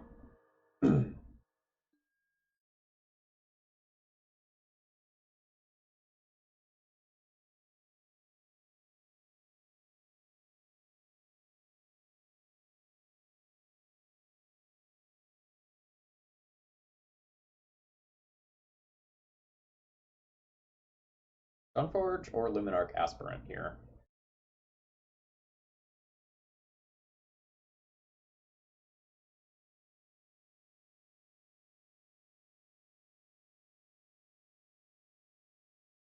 I think I like Luminarch Aspirant. On the off chance that my opponent creates a relatively large creature, Luminarch Aspirant scaling over 7 turns might end up in a place where, oh, holy shit, where I can actually kill some opposing creatures relatively well. Yeah, we're on the aggro plan now. Although I might be splitting my counters this turn. I don't know.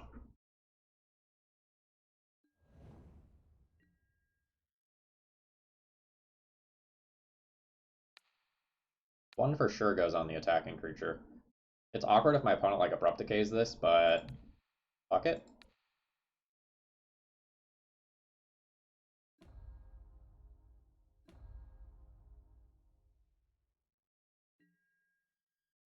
How's the aspirant treating you?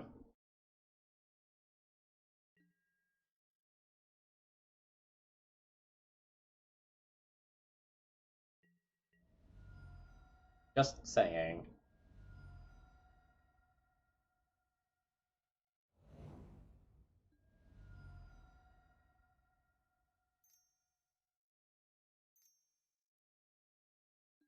What the fuck? You took that hit?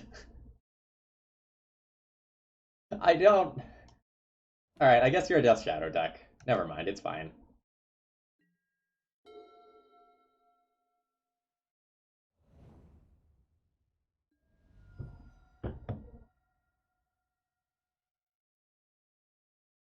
Oh, okay. Then yes. It's been very good. In every single match, it's been great.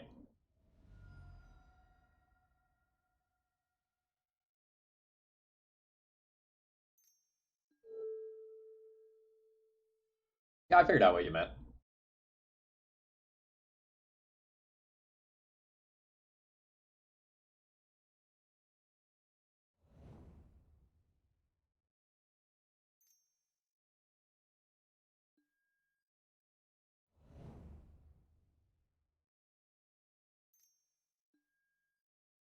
Opponent's sequencing is very weird this turn.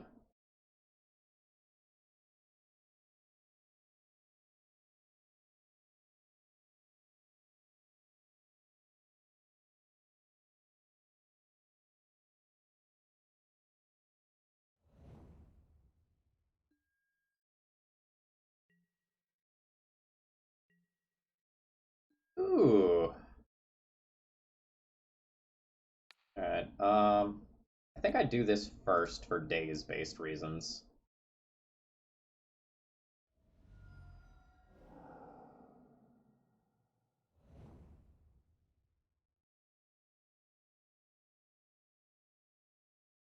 Get my batter skull? Or is it time to just floop spirit and play? I think I get my batter skull.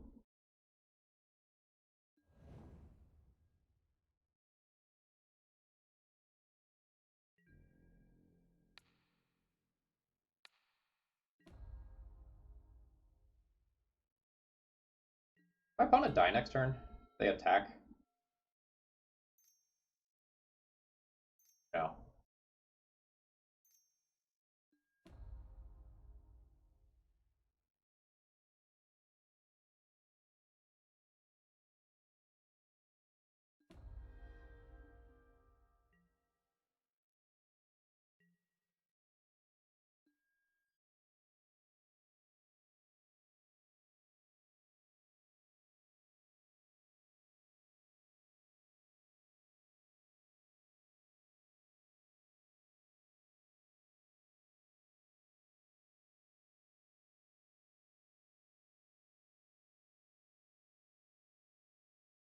This sword's really awkward.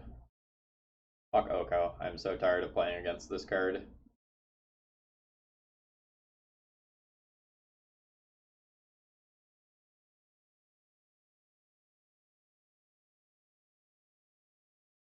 I think I need to play the sword. Force them to alk it, and try to go wide and just kill them with a large number of bodies.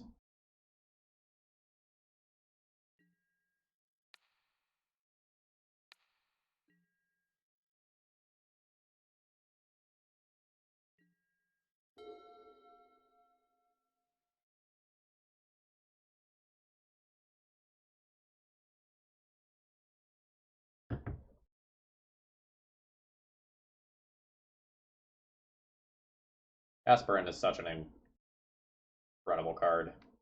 But the other new card would also be great right now. Like if we draw Skyclave Apparition, um, we probably get to exile the Death Shadow and just kill our opponent. Ooh, they are just making the food?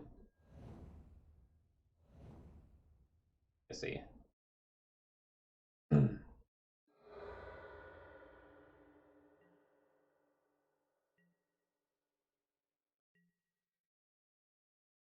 Ooh, ooh, ooh, ooh, ooh, ooh, ooh, ooh. Make a 6/6.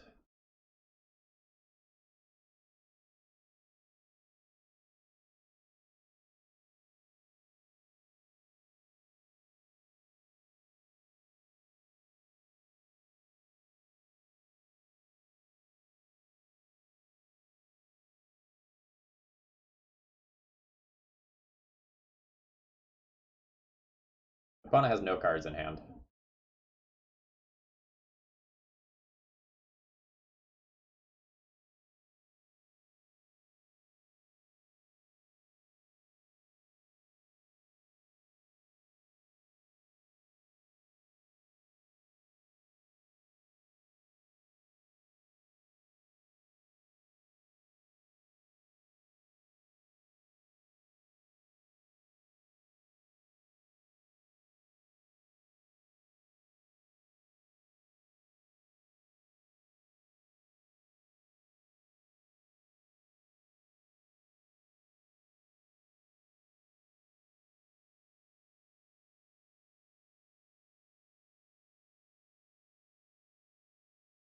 Turn's really hard.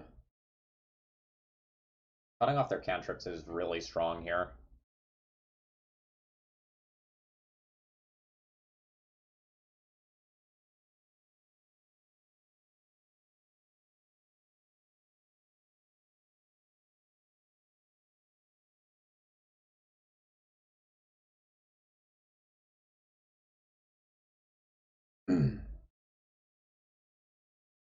This exchange control is what worries me, though.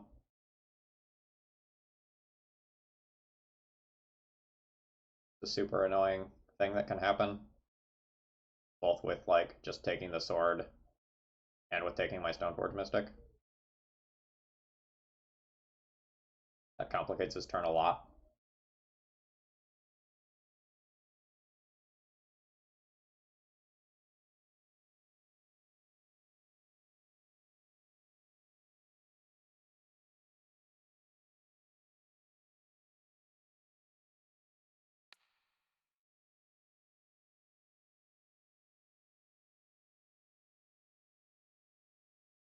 You can also steal the Aspirant, which is annoying too. Oh, right. Can't steal the sword. Can steal the creature it's attached to. Yeah. I don't know what line gives me the greatest chance of actually winning this game.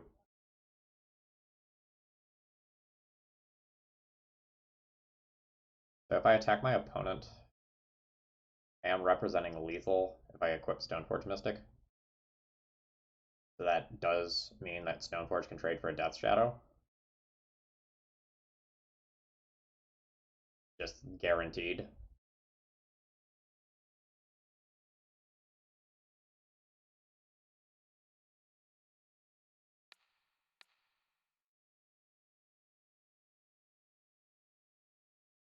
Ugh. Turn is rough. I think I'm going to go for the equip.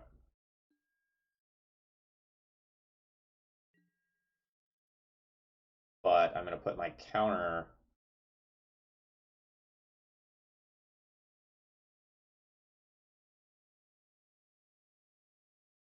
on Luminarch Aspirant.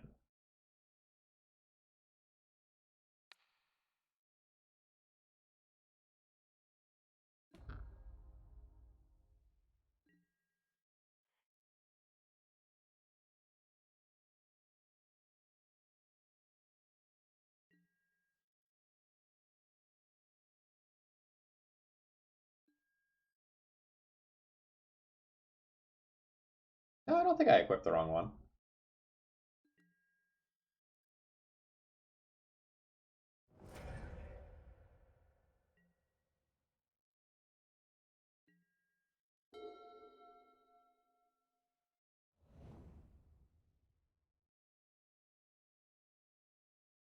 I wanted to guarantee that my opponent could not kill me in the next turn cycle by having 2 Death Shadow in play and just taking a lot of damage. Because if they swap food for my creature and then like have 2 like 8/8 or 9/9 Death Shadows in play or something like that, like there are definite worlds where I end up dead.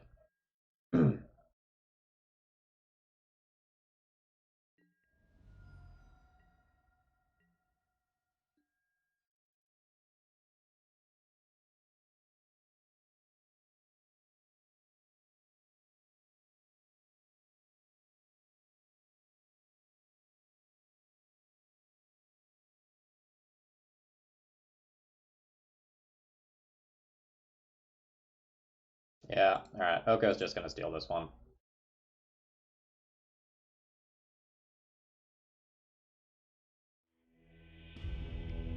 Ugh, hate playing against that card so much. Take this. Take this. We'll take this. I probably won't play Prelate. I'm gonna have 6 1-mana removal spells.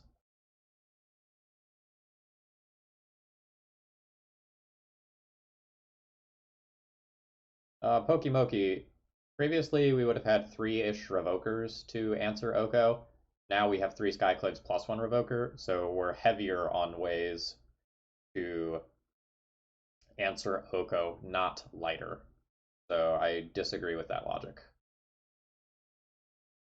Now, if for some reason you wanted to be playing like 3 Revokers alongside 3 or 4 Apparitions, that's fine. But most lists only have like 1 Revoker right now anyway.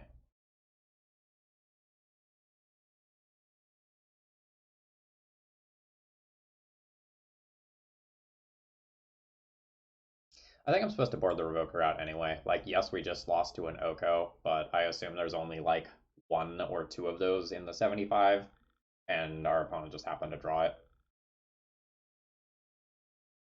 Like I'm good with not having access to this card. If I get Recruiter, I could get Apparition anyway, which is more flexible.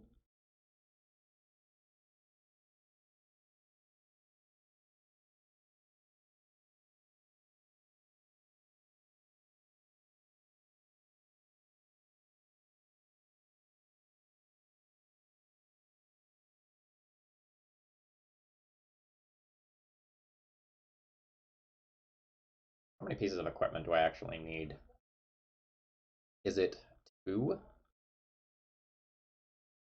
Because I fetch this one up if I'm worried about Oko, and I fetch this one up if I want light gain.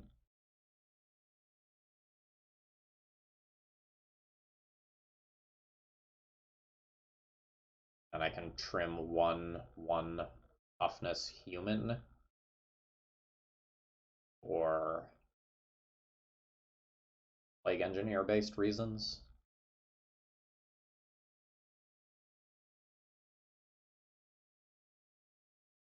Yeah, apparition basically took Council Judgment's job.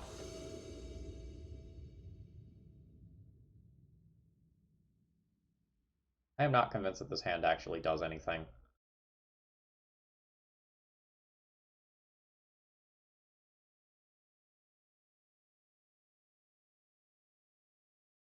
And is much better.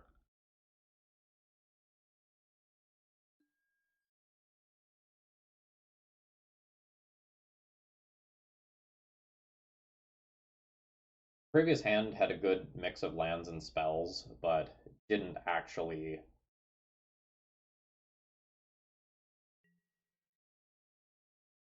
do anything towards winning the game other than putting Athalia in play. The Flicker Wisps don't have great targets on the other side of the battlefield, and I don't have good blink targets currently. So, all in all, just not loving it.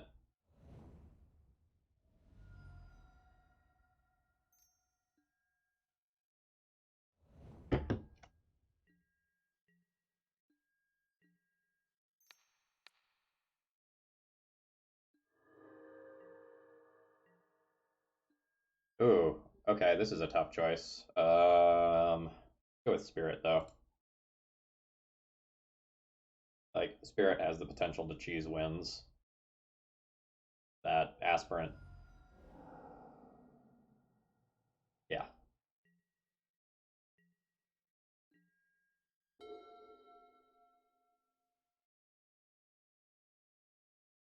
Like if our opponent kept a one lander or something like that, and we took them off of cantrips, that potentially ends the game on the spot.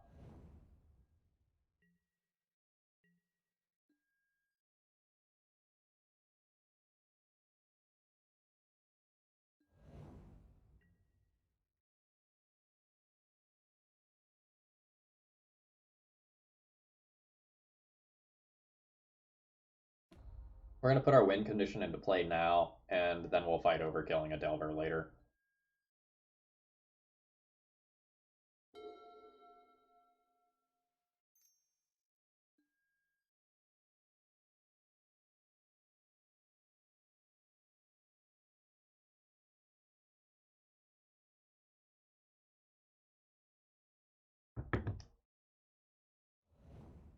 I mean, I'm going to be attacking for just as much as that Delver next turn, and then I'm going to be attacking for more than the Delver.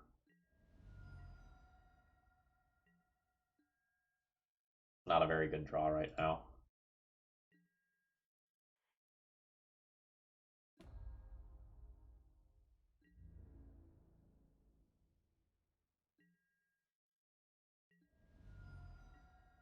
I might play it anyway, since I know my opponent has a Force of Will. Like, having another creature in play and potentially stopping an Oko from coming down might be fine. I won't get to double path if my opponent plays, like, Death Shadow. This is super awkward for me, but I think I'm still going to do it. This plays a little bit into Delver's game, but I have Like, I'm going to have 7 power in play, and my opponent has 3 power showing right now. So this puts me in a pretty good position. It also might put my opponent into a situation where their force of will is less good than normal. Did they just click through combat? Or is that intentional?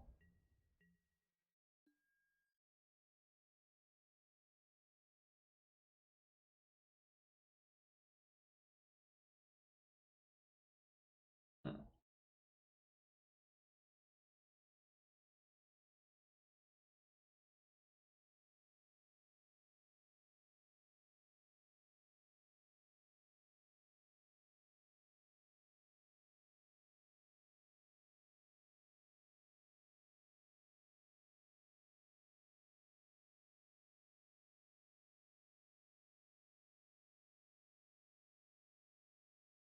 How do I attack this turn? Just put a counter on Thalia and attack with just Thalia?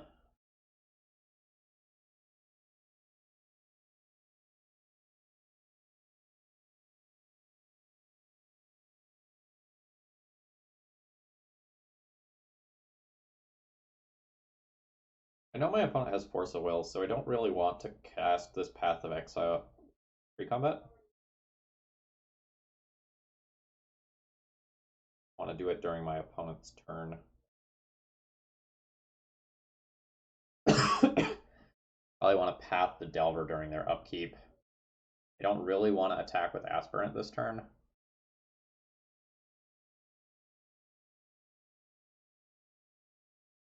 Don't think I want to trade Aspirant for anything.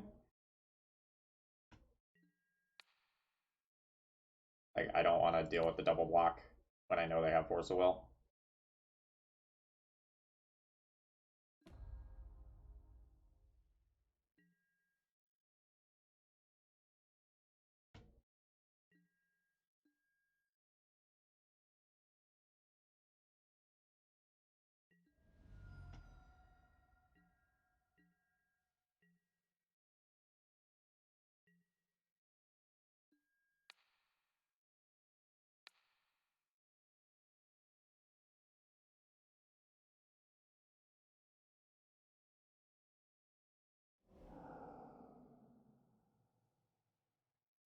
Cool.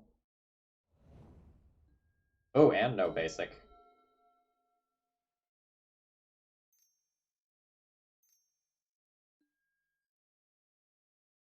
Oh yeah, please leave the Force of Will down. Please leave the Force of Will down.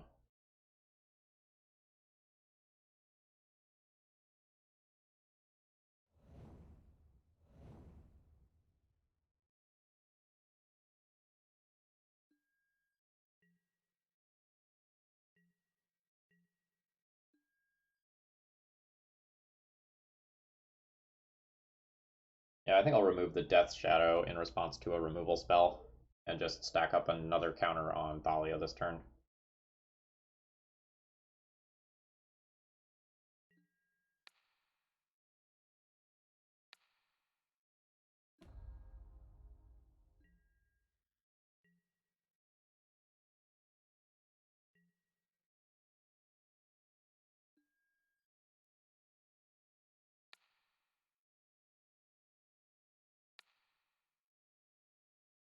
Now I'll try to Source the Plowshares that, so that I can actually path and remove that without changing their life total, and then I have 8 showing, which is lethal.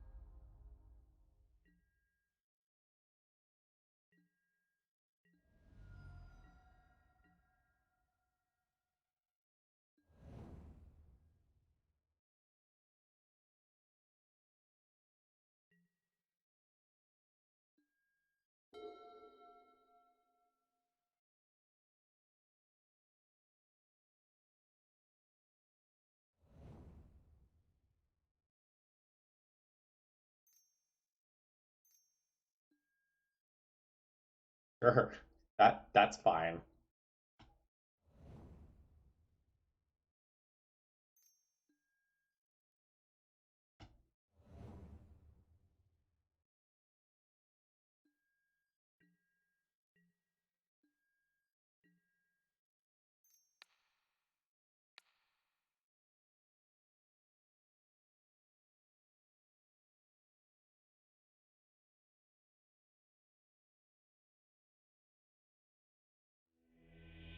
I mean dislike this path. My opponent dies. I know they have Force of Will as their last card in hand, and I have 6 damage on board.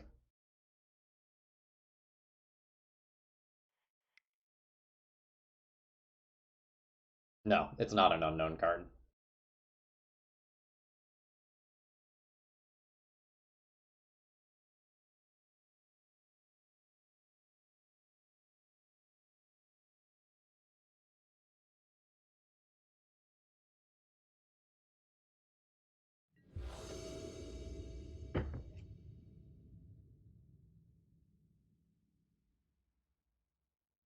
Was our brainstorm in there?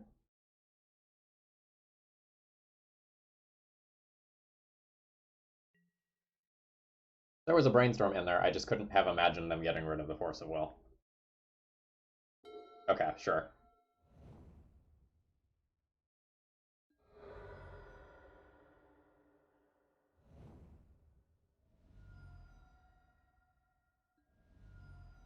DN Solver, the president of the world just called me. He said you're banned from everything. I'm sorry.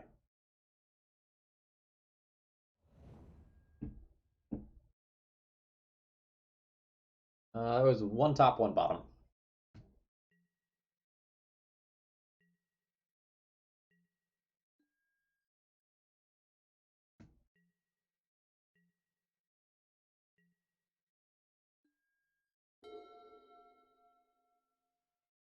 DNT Solver. I like it.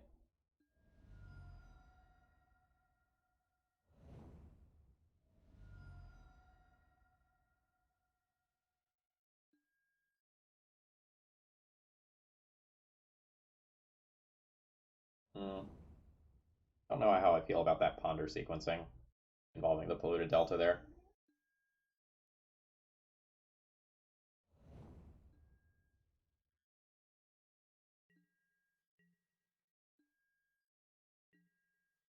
I think I'm willing to throw a Source of Plowshares into a Daze here. I think that Daze is going to be very good at me against me at any point in this game.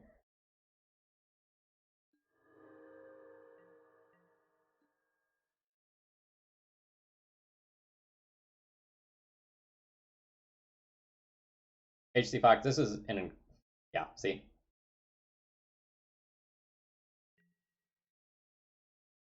This is just an incredibly long set.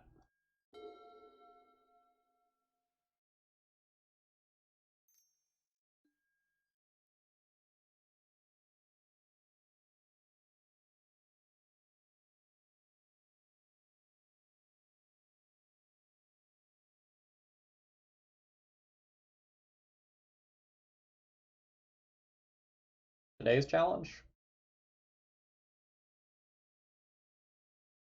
Emergency meeting! I believe the King Ginger is the murderer. Rationale?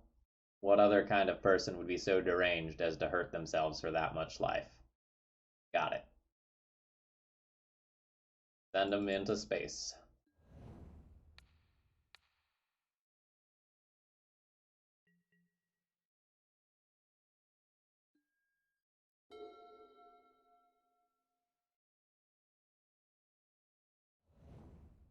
Play Ponder, jail. I like this logic. We're so screwed if opponent has Oko this game.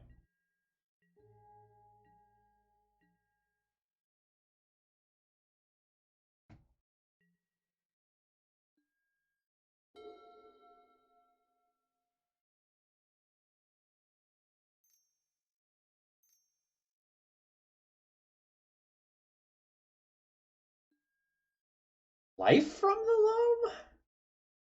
Sure. I'm very glad you drew that instead of a relevant card.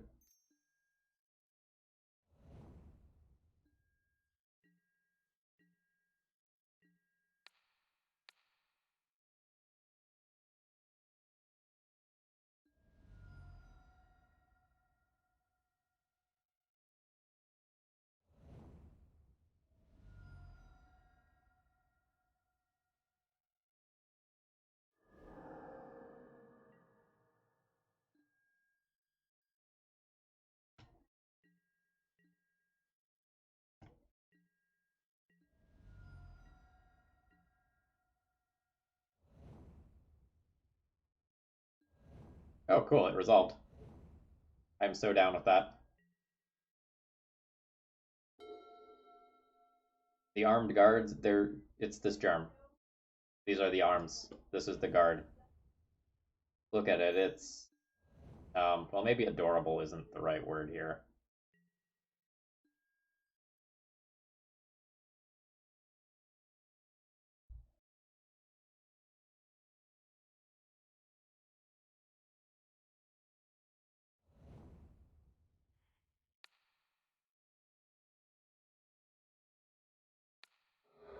I'm gonna attack the green.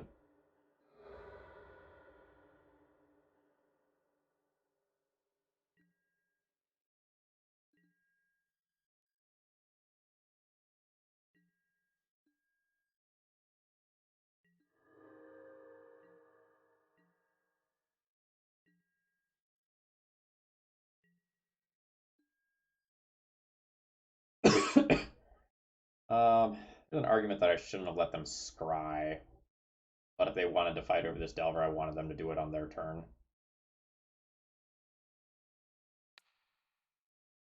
That was maybe bad.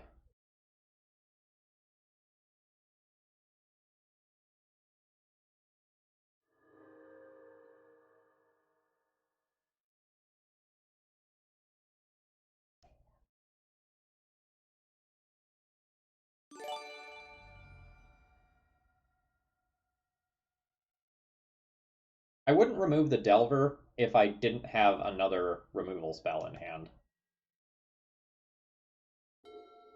But since I have the Path to Exile, I think I'm pretty confident that removing the Delver is fine.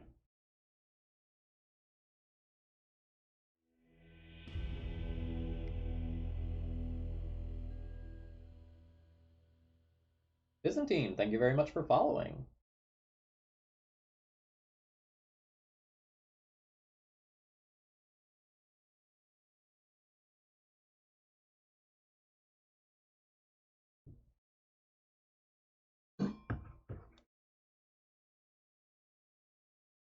Yeah, I'm hoping for the 5-0. I have not had very good runs recently. Like, I've had a lot of 4-1s, but, like, I have not gotten a trophy in eons. I'm not, like, playing all that much Magic, so it's not overly surprising. But I've just been on the wrong side of the needle a lot of times. We've been fighting for him tonight. But my list feels really good. Like, I'm very happy with where I ended up with this. Like, this might actually be the list that I like actually start testing and maybe keep some data for.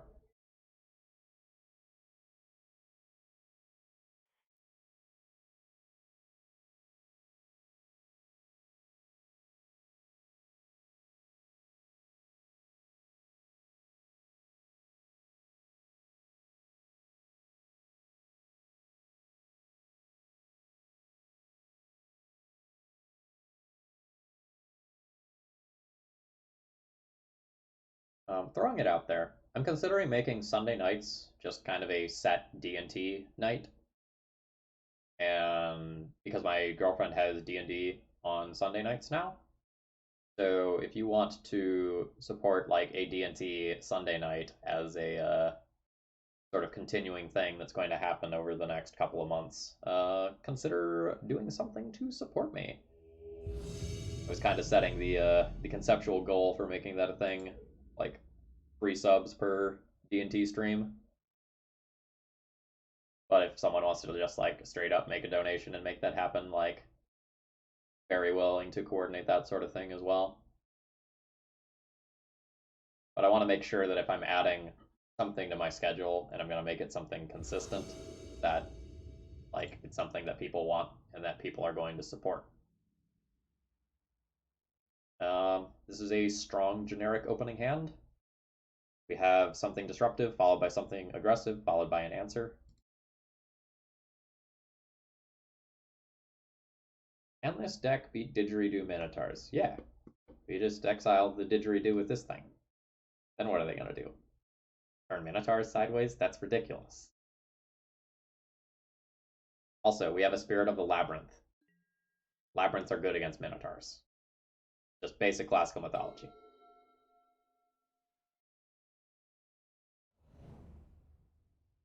Lands?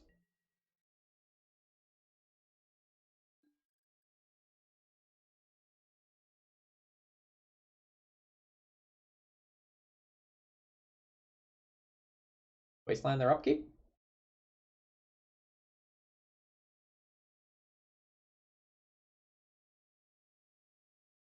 Labyrinth Minotaur is stuck in a labyrinth, so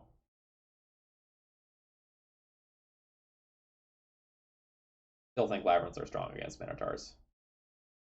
I really don't know if I'm supposed to Wasteland though, because if our opponent plays crop rotation, it's so awkward. If opponent plays Life from the Loam, it's also awkward. I think I'm just gonna play Plains and pass.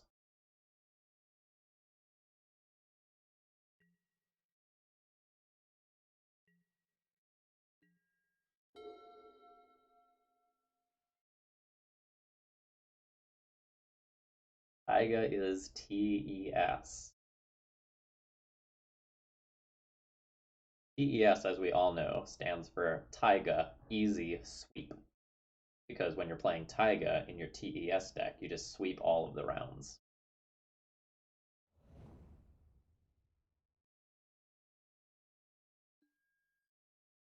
Well,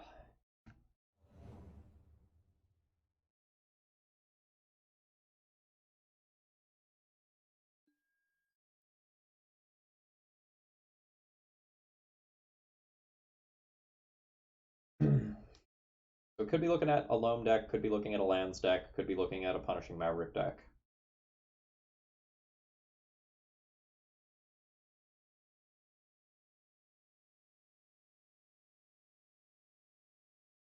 Luminarch Aspirant is really good if opponent does not have Punishing Fire right now or in the top 3 cards of their deck. Because then it gets itself out of Punishing Fire range.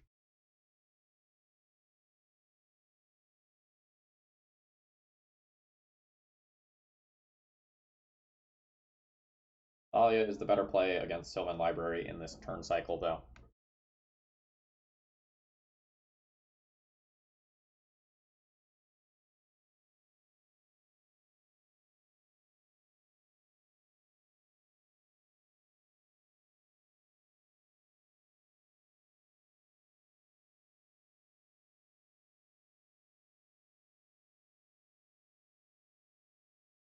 I'm going to try to get a threat into play that beats Punishing Fire. I'm very bad versus Punishing Fire right now. Like, it'll take out Skyclave Apparition and give them a 2-2 blocker. It'll take out Thalia, it'll take out the other Thalia. Also, it should speak leagues to how good Luminarch Aspirant is that I'm, like, playing it over Thalia.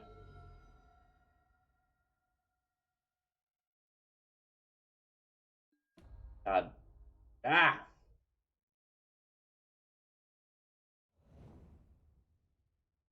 Well, the good news is I can Wasteland that. The bad news is they're a Life from the Loam deck.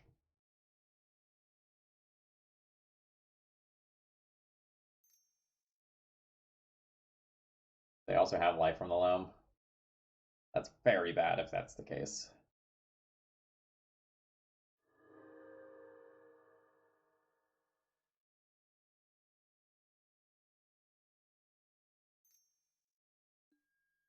Fuck.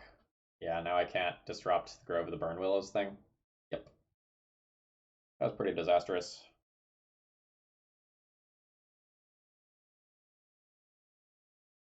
Good news is I can take the Sylvan Library out of play.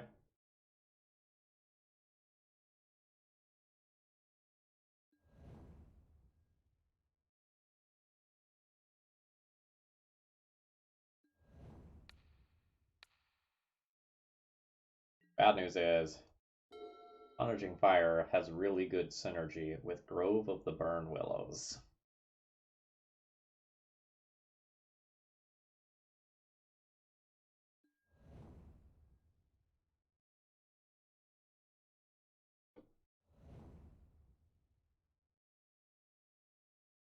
I think I can respect that forest choice.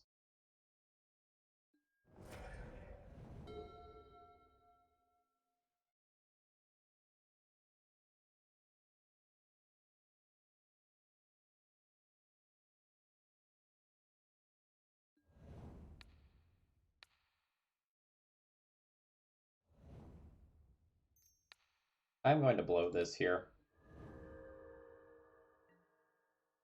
My opponent is going to Punishing Fire down my creatures and then me eventually. So I don't hate using the swords to remove the first creature while I have the token. Although in retrospect, I should have waited and the CMC, right? So I could have removed a slightly larger token. Yeah, that was a misplay.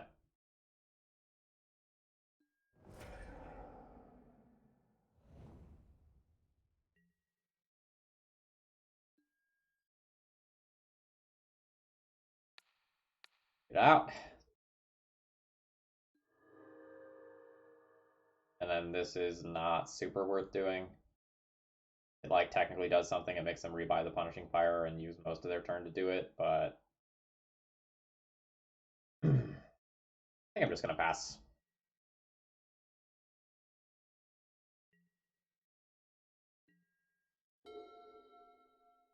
I need something like equipment or equivalent to get myself off the ground this game.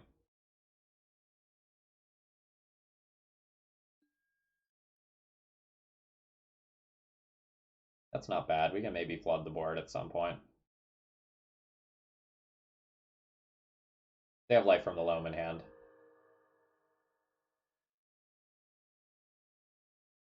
Right?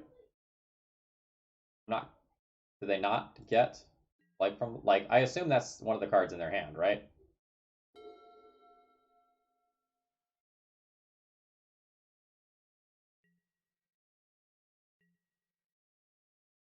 Okay, my bad.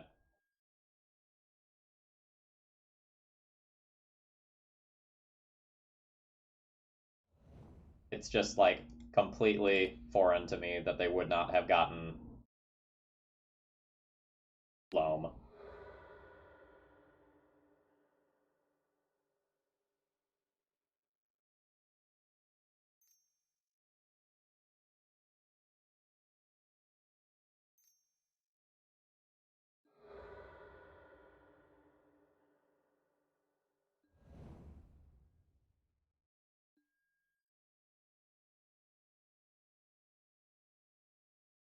All right, I played this one suboptimally.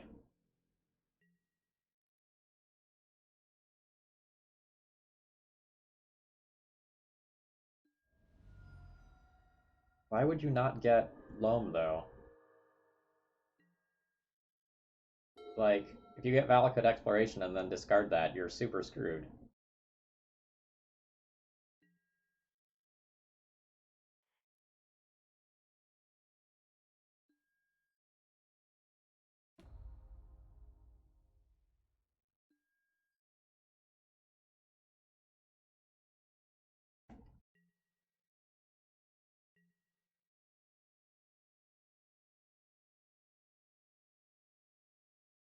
Yeah, like apologies. I just went mental shortcut because like the line was so clear cut to me.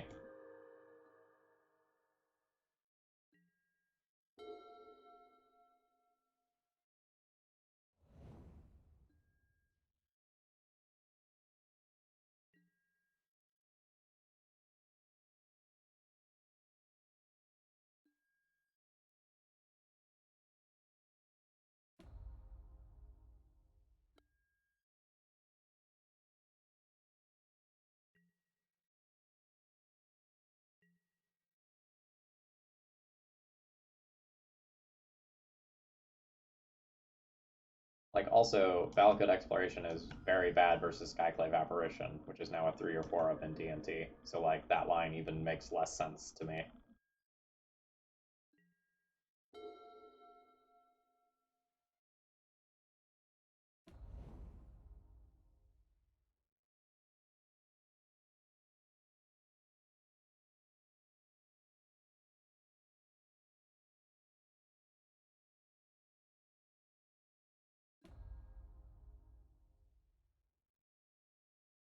Is this a turn where Thalia actually does something? I don't think so.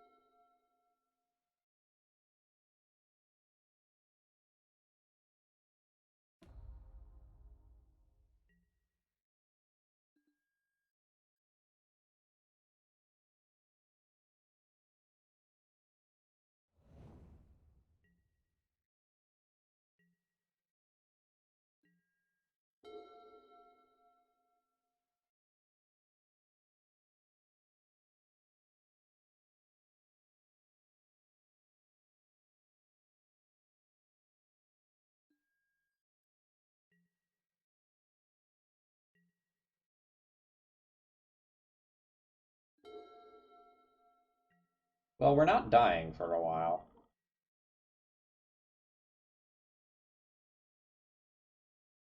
That's the good news.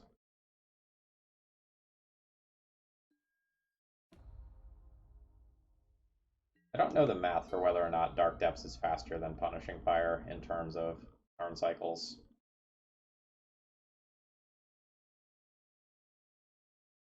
I think Dark Depths is faster.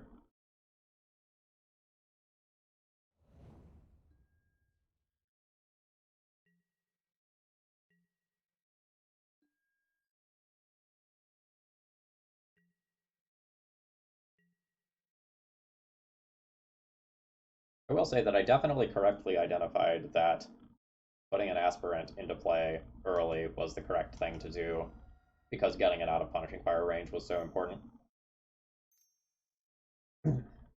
Like, that was certainly a correct identification.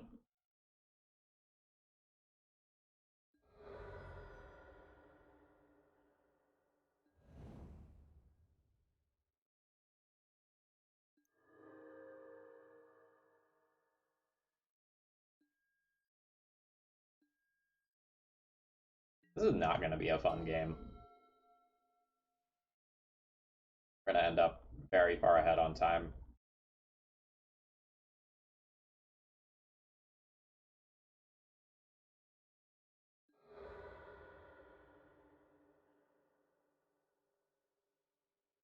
So now opponent is essentially asking us to wasteland the Dark Depths. So I'll oblige. They'll cast a crop rotation. They'll create a Merit Lodge. Nope.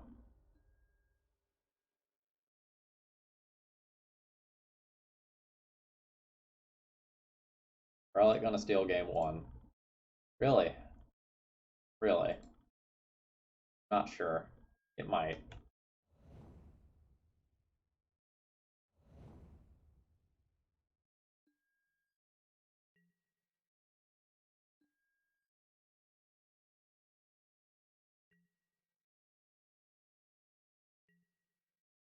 I would concede here if I wasn't playing for 5-0.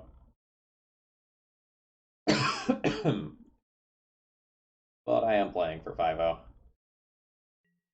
So we get the 5-0 on time, we get the 5-0 on time.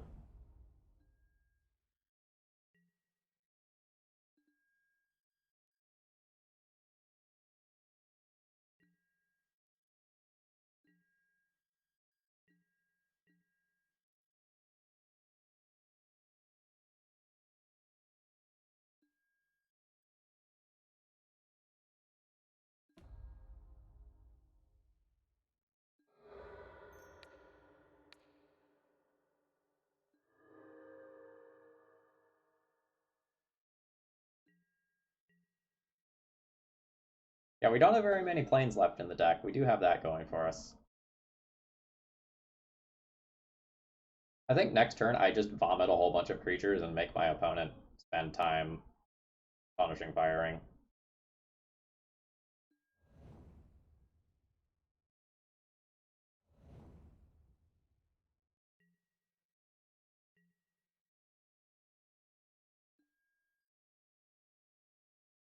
Nice, that actually buys time.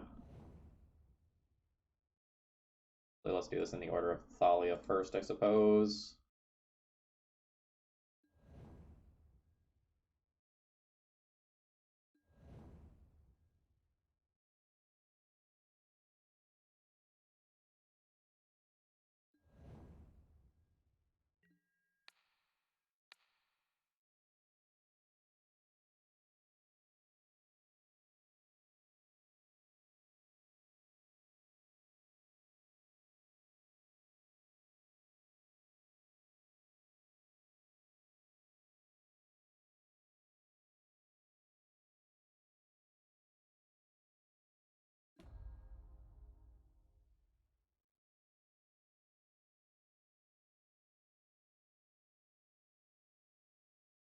Chris, it's a weird game.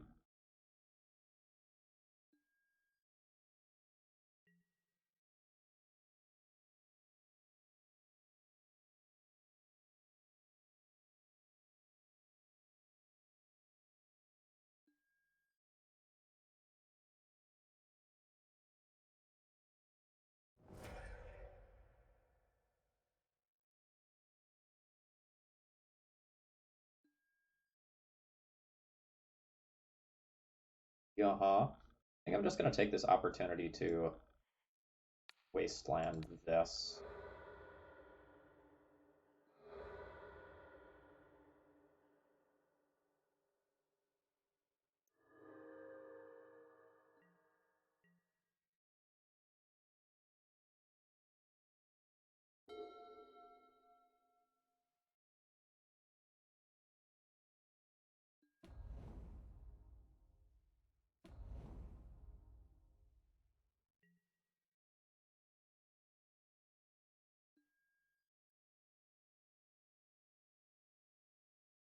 Yeah, I think I'm just gonna do the same thing again, where I make my opponent use clicks.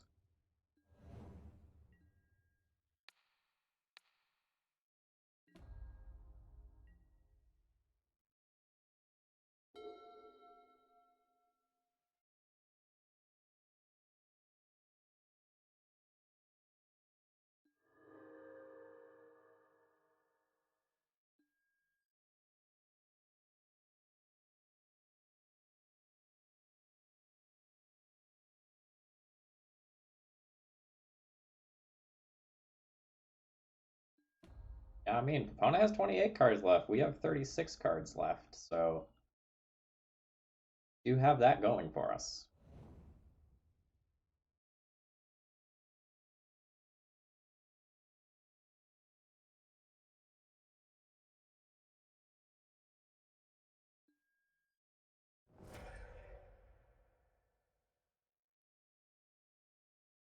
Hold? Ah, maybe we can get a few seconds out of our opponent with it.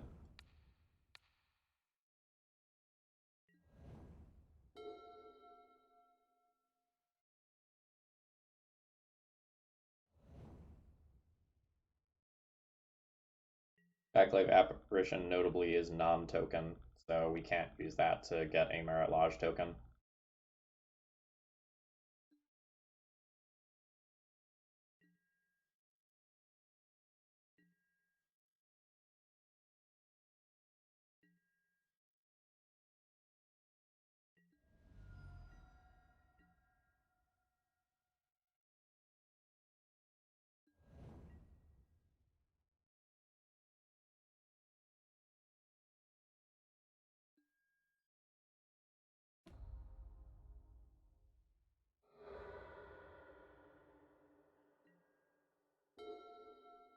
Alright, not an exciting game to play out, but we ended up 5 minutes ahead on clock.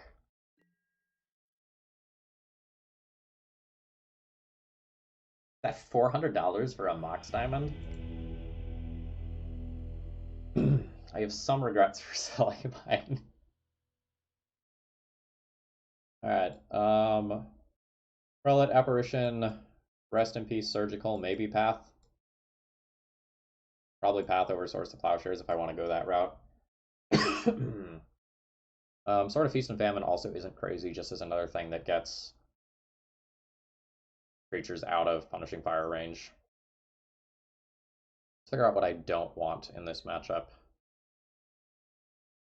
Spirit of the Labyrinth isn't great. Like, Sylvan Library, yes, is a thing, but I don't really think this is what I want to be doing.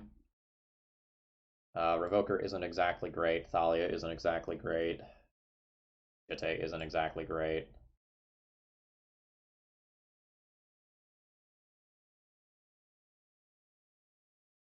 I play Thalia's on the play and not on the draw. Thalia is a little better than it used to be because of Valakut Exploration being another expensive card that can price them out of casting.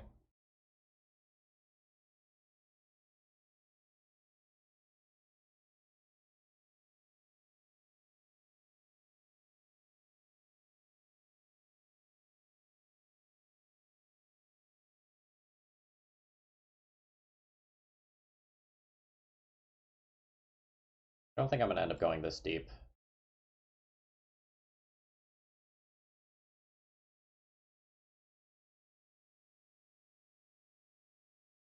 I know I don't want these. If I board out these, I end up at about the place that I want to be at.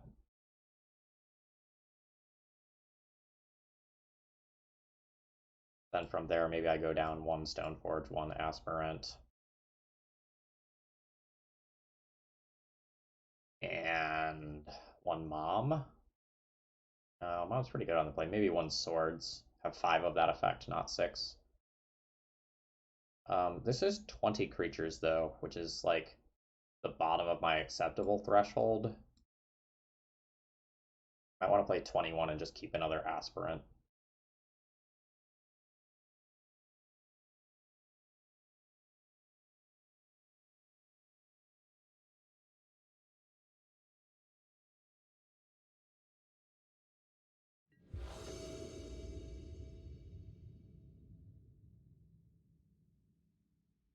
I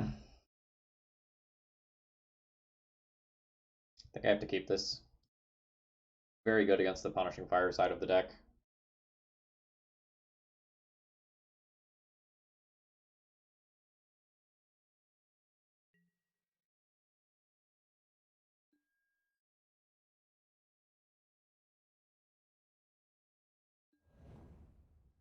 I think I would do that for regular 15. Like, if it's just going to be like one card and it's a sort of oh no, sort of Body and Mind. Like, that has protection from 2 relevant colors in the format right now. That's not crazy.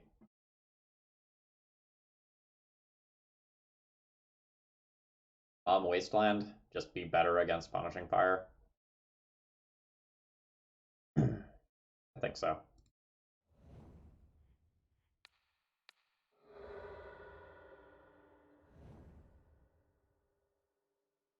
I also think I'm supposed to sneak a point of damage here.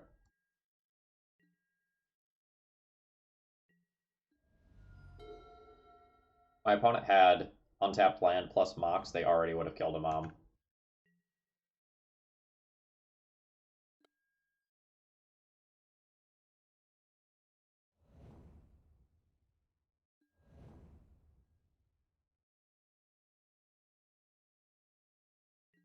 Similarly, I think we can sneak another point in here.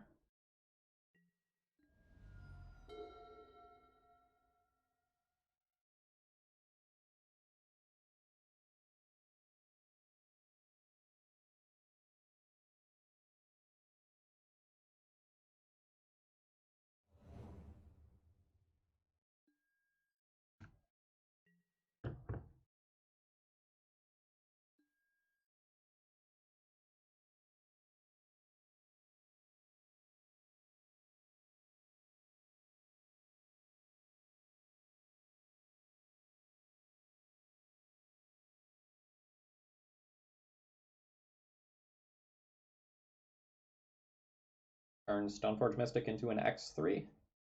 Is that relevant? Don't think I want to tap Mons anymore.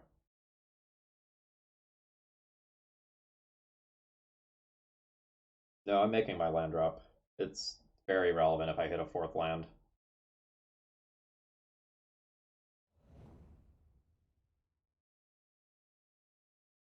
No, I'm just gonna put the Batter Skull into play in this turn cycle and call it good.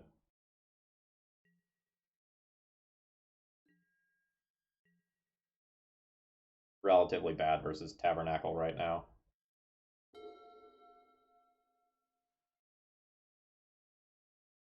I don't know. I guess I have a Wasteland.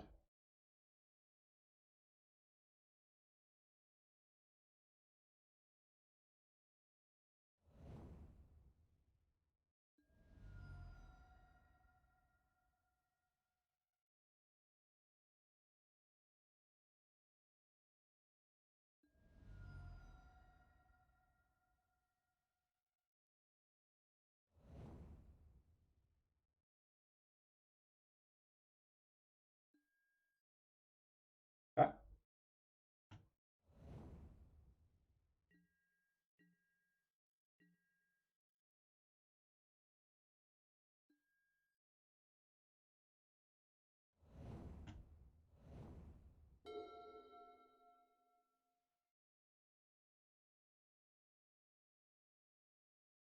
Hit him. It seems like just hitting them is a good line.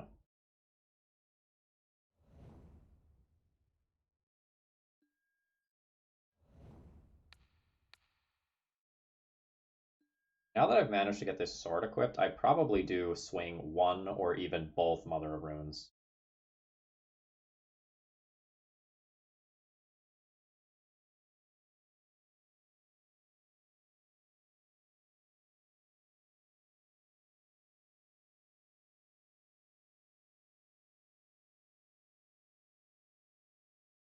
Like, the harder I hit this turn, the easier it is for me to beat something like a Mazavith that comes down. My opponent spending their turn punishing fires, and some of my stuff is not all that productive for them. Yeah, I think this is just turn everything sideways.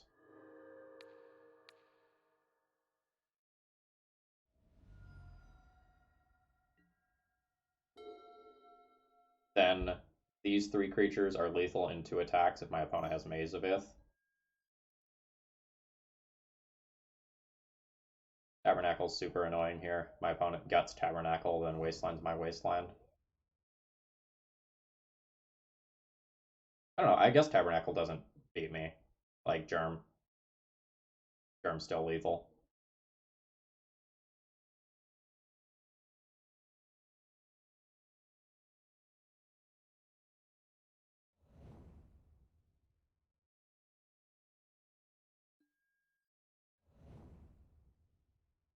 That Mox?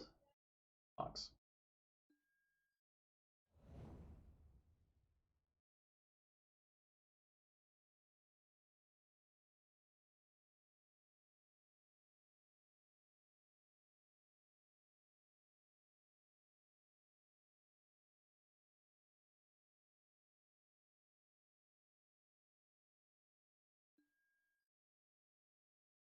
Force of Vigor's pretty good.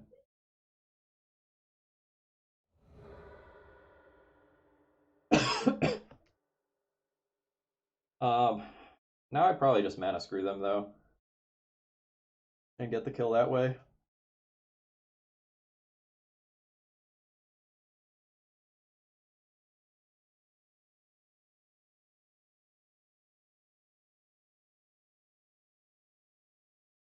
Flicker Wisp the Mox plus Wasteland them is pretty good.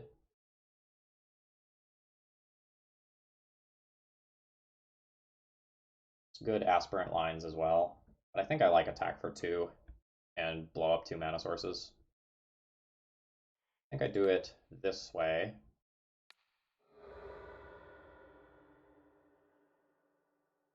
Leave up a Caracas.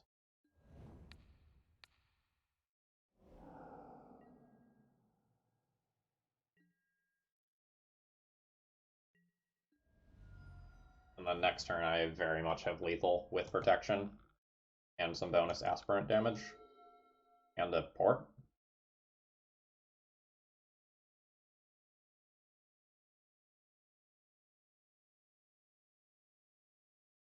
Nice.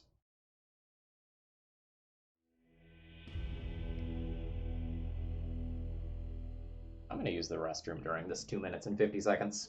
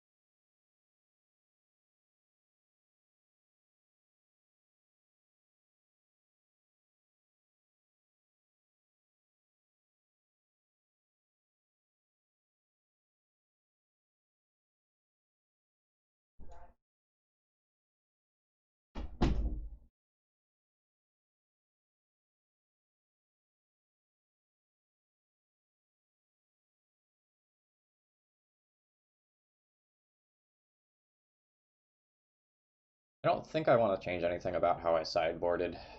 5 1-drop removal spells feels about right. Mom's a little worse on the draw. I could consider trimming one Mom to bring in another sword so that I can have something that I can play out later that's good against a Punishing Fire that hits the graveyard. But I brought in 5 answers to Punishing Fire that interact with the graveyard plus 2 prelates, so I don't know that that's correct to actually do.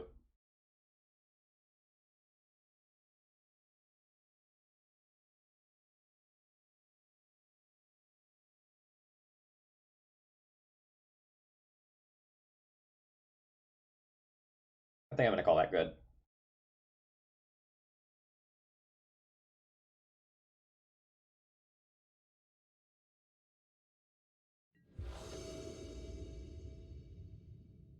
Yeah. Yeah, we'll keep this one. It will be a little soft to Force of Vigor, though, which I don't love.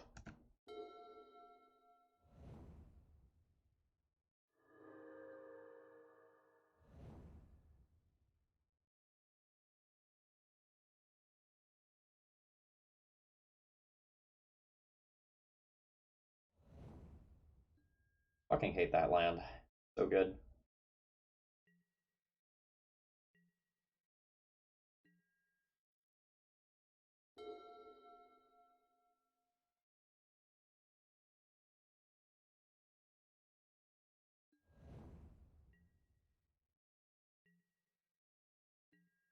Just in case anyone's not familiar with this, you sacrifice it to put a -1/-1 counter on target creature.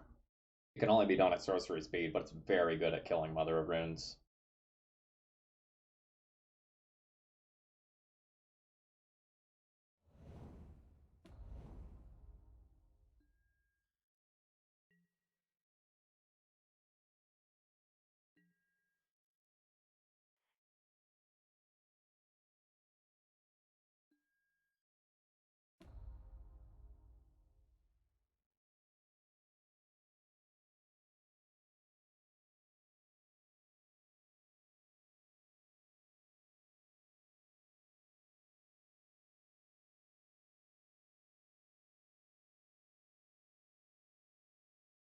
Oh man,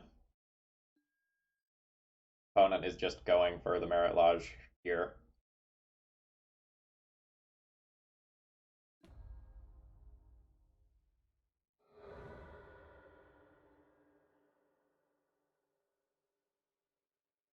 Yeah, I'm like not of this world. Guess I can check.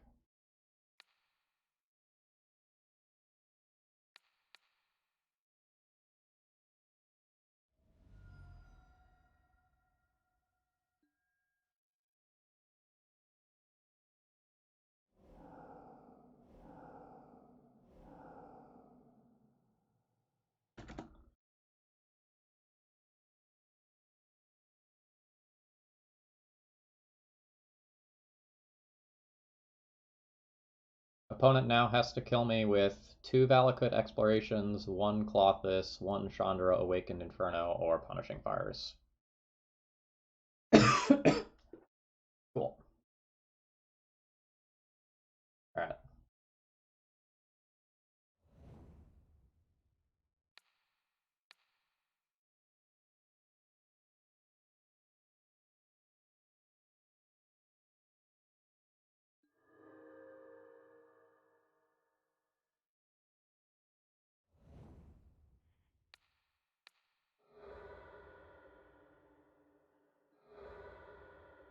Next turn we'll play a Rest in Peace. We'll get that Grove out of there. Unless they top deck Life from the Loam. I get a lot of value.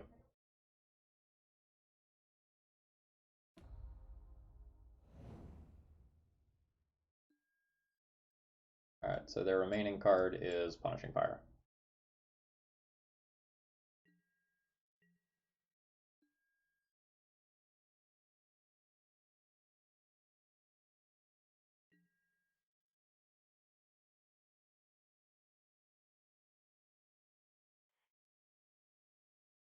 This is going to be an interesting sub-game that happens right here with this Blast Zone, this next turn cycle. Do I play out the Rest in Peace now?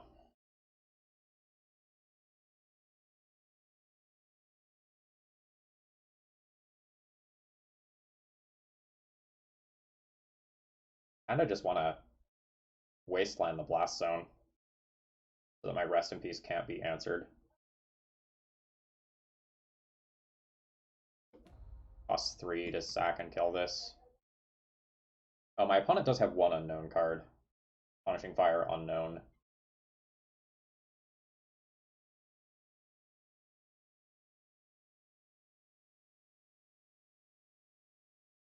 No, I don't care about Mom. Mom's gonna die. Like, at some point. I think once the Grasping Dunes has been used once, and exiled via Rest in Peace, I think I'm good. I think I want to nuke the Blast Zone, put it into the graveyard. But like every turn that I don't play this Rest in Peace is awkward. Yeah, I think I'm gonna Blast Zone. Then I only have 2 Force of Vigors that answer it in the 75.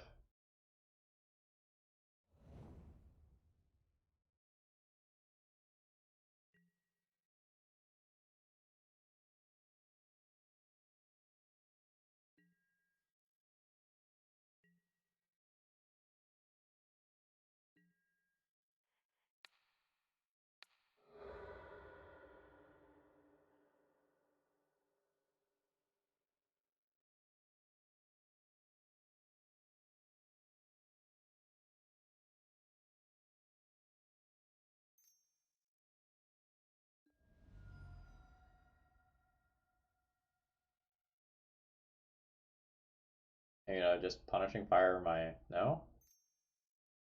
Your 1 unknown card was Crop Rotation? God damn it.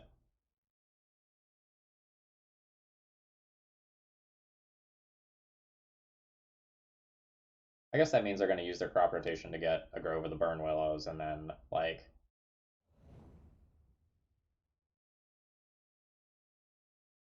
I eat the Punishing Fire via Rest in Peace. That's not the end of the world, but, like, it's really annoying when I had that much known information that occurred.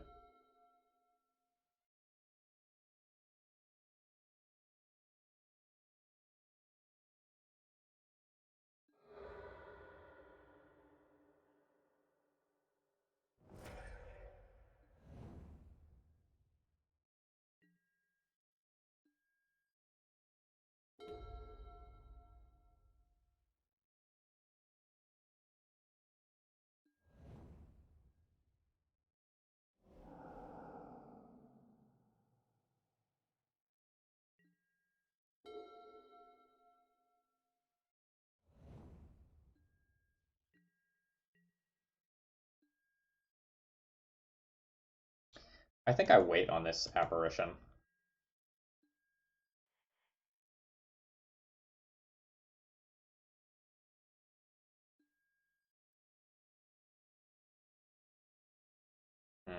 Am I willing to trade that for the Punishing Fire? My opponent will 100% do that. Yeah, I think I'm willing to do that.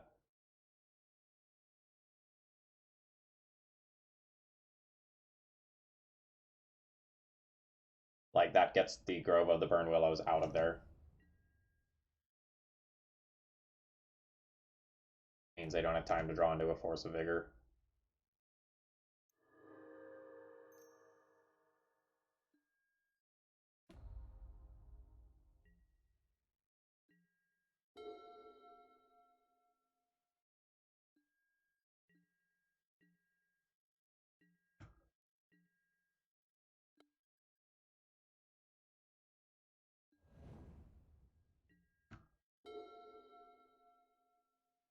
I think stopping Valakut Exploration is so important that I'm supposed to just hold this Apparition all game.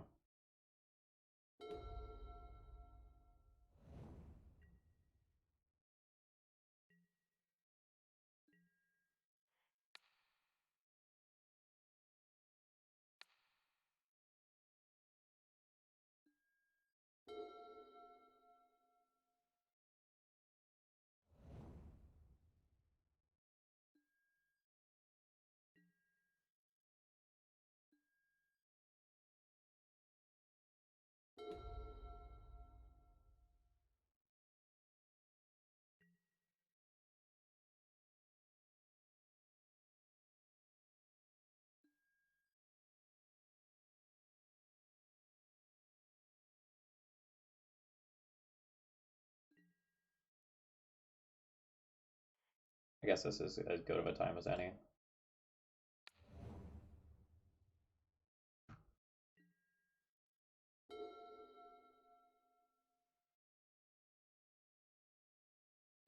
So we have Valakut Exploration handled. Random Chandra Awakened Inferno is kind of a kick in the teeth. But maybe we can keep our opponent off that with Port.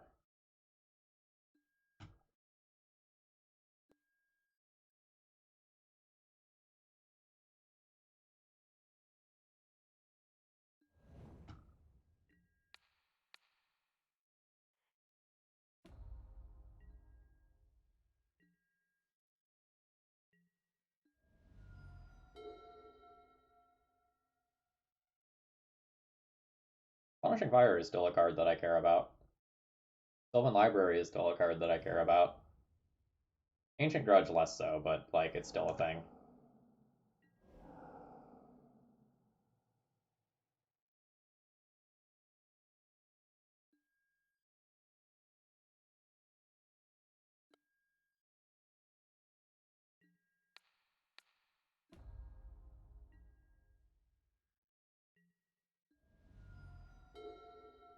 In another turn or two, I can also get Sanctum Prelate out of Chandra Awakened Inferno damage range. Just kind of big game.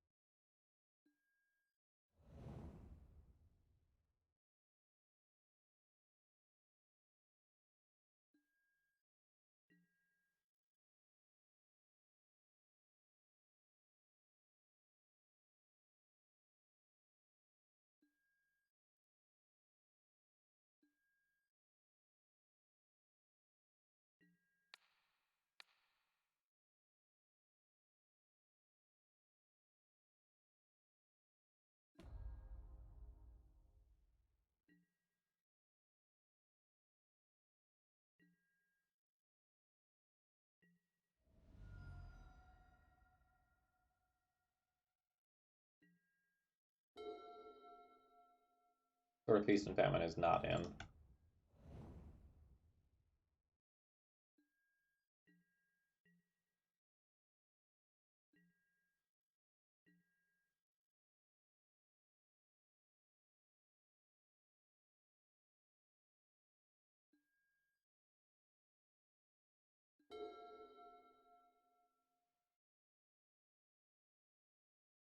Six is not safe to attack in. 7 will be if our opponent doesn't draw another land. Oh, wait.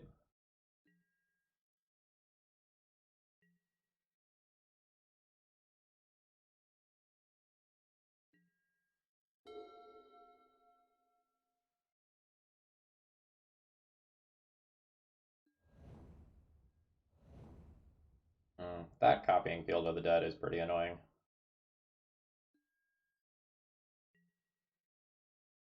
Maybe switching into defensive mode now.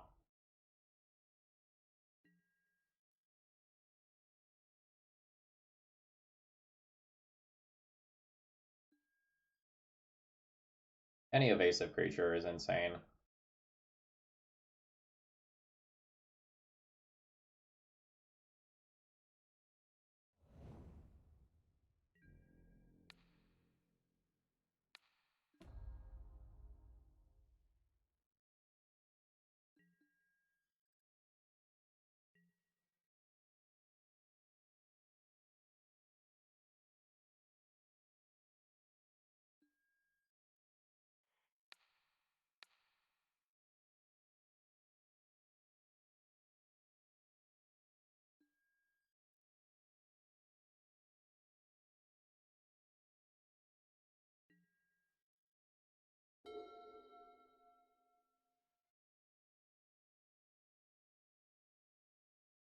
A Flicker Wisp is insane, a Recruiter is insane, a Wasteland is very good.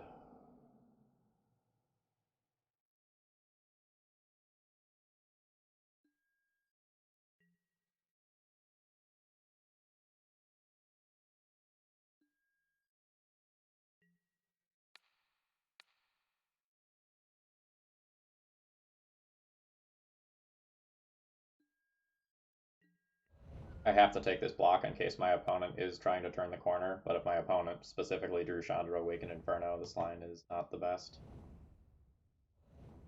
Ooh, Tabernacle might make my opponent time out.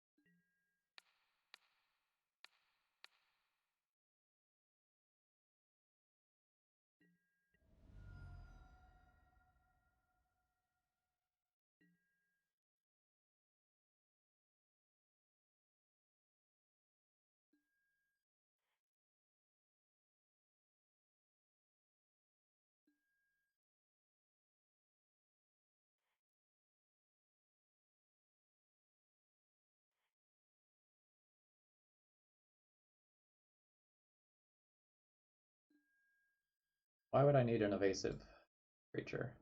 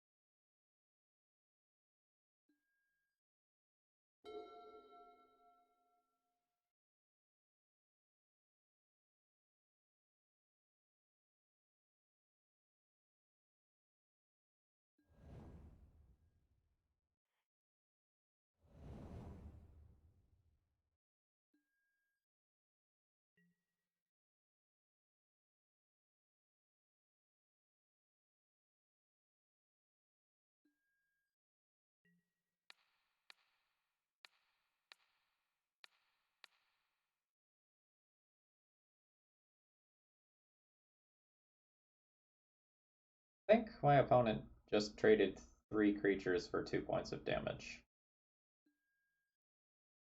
Okay, they played a Maze of Ith.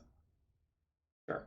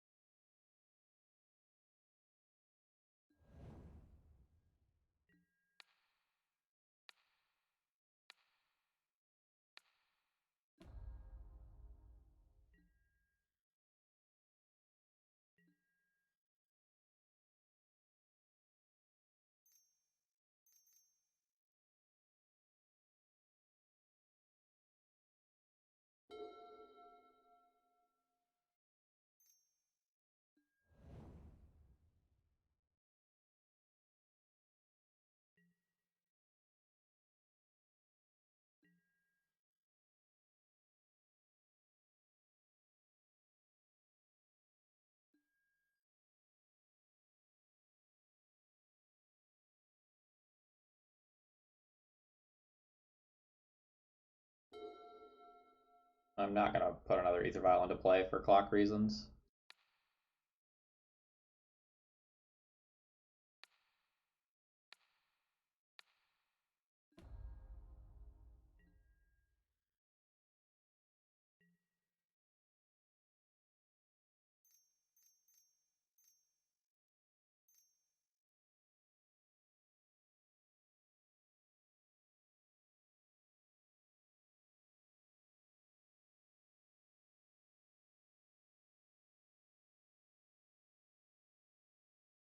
Elvish Reclaimer does represent zombies with Field of the Dead.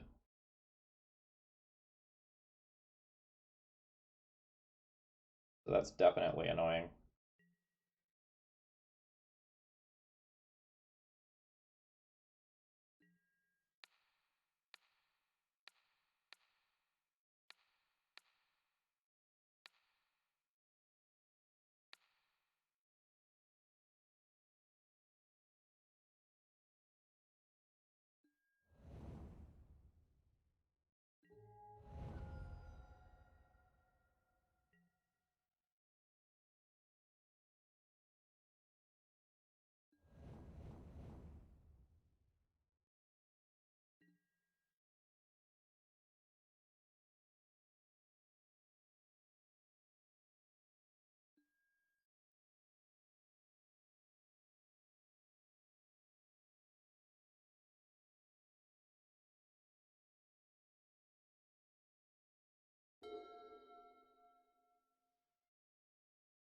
That Path to Exile's not bad, I think. Hard to say. I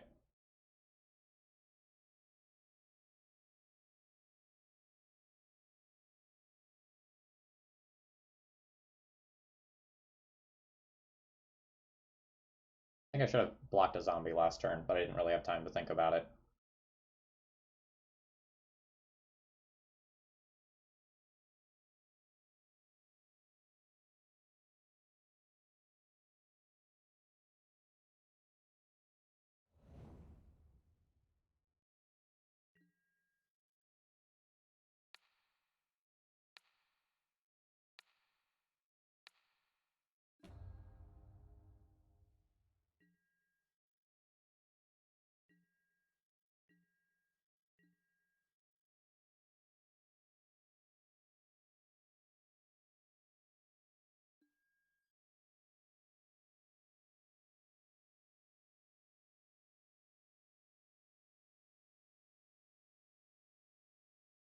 Do they have another basic?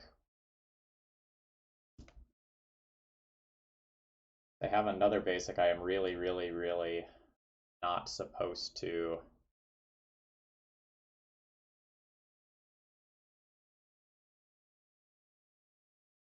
Path to exile this creature.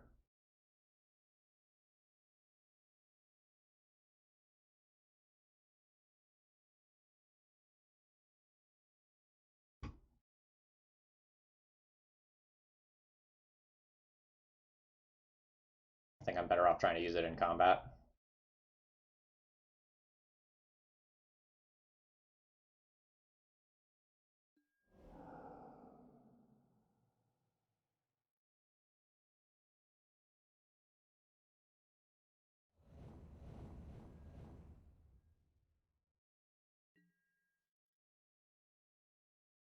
Oh, opponent got rid of their own tabernacle there.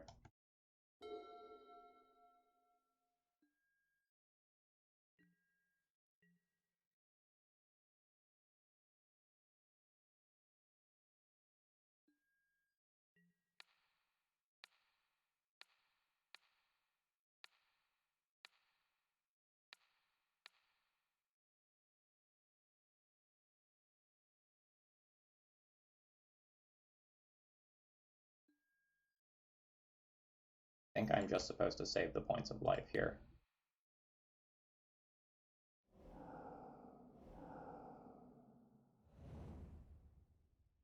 But they didn't have another.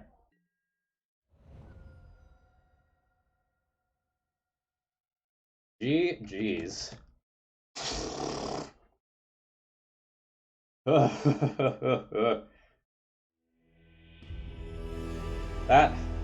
That was a trophy fucking earned right there.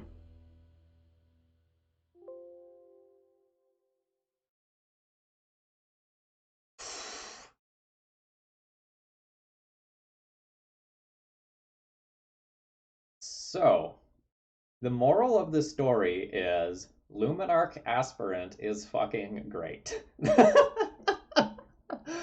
Oh, wow. I'm just like reeling from that game. Very glad that I did not concede game one. I fought tooth and nail for that win there. Notably, my decision to hold the Skyclave Apparition for like 7 turns and not attack with it was super rewarded when my opponent played that Balakut Exploration. Like, that was such an important decision. Okay, let's talk about the 75.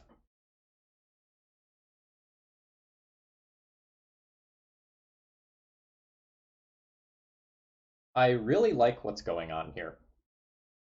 Luminarch Aspirant lets you close games quickly.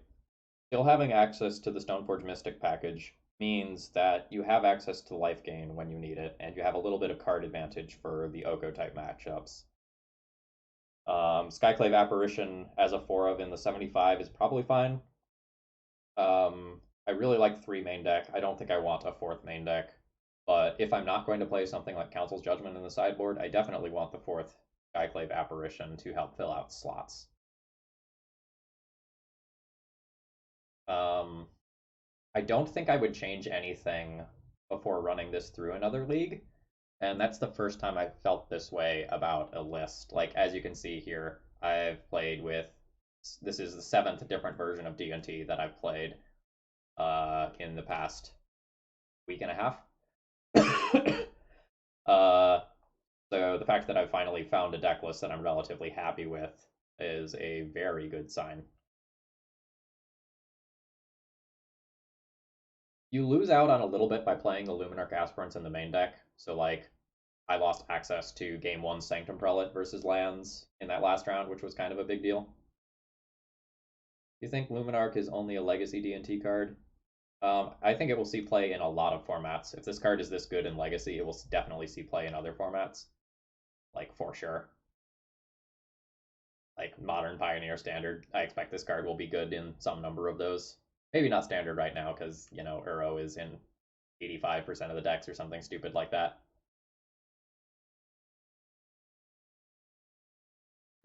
Thalia is basically always a 4-of. It's your best card versus combo. And, like, trading a 2-drop for a 3-drop versus combo is not a good exchange. I think I'm happy not having access to Prelate in Game 1 to just have more copies of the cards that I want to have. If I wanted to fit Prelate in there, it'd be at the cost of Spirit of the Labyrinth, which I'm not sure is actually correct to do right now. All right. For YouTube purposes, I'm going to cut off the recording here. Bye, YouTube.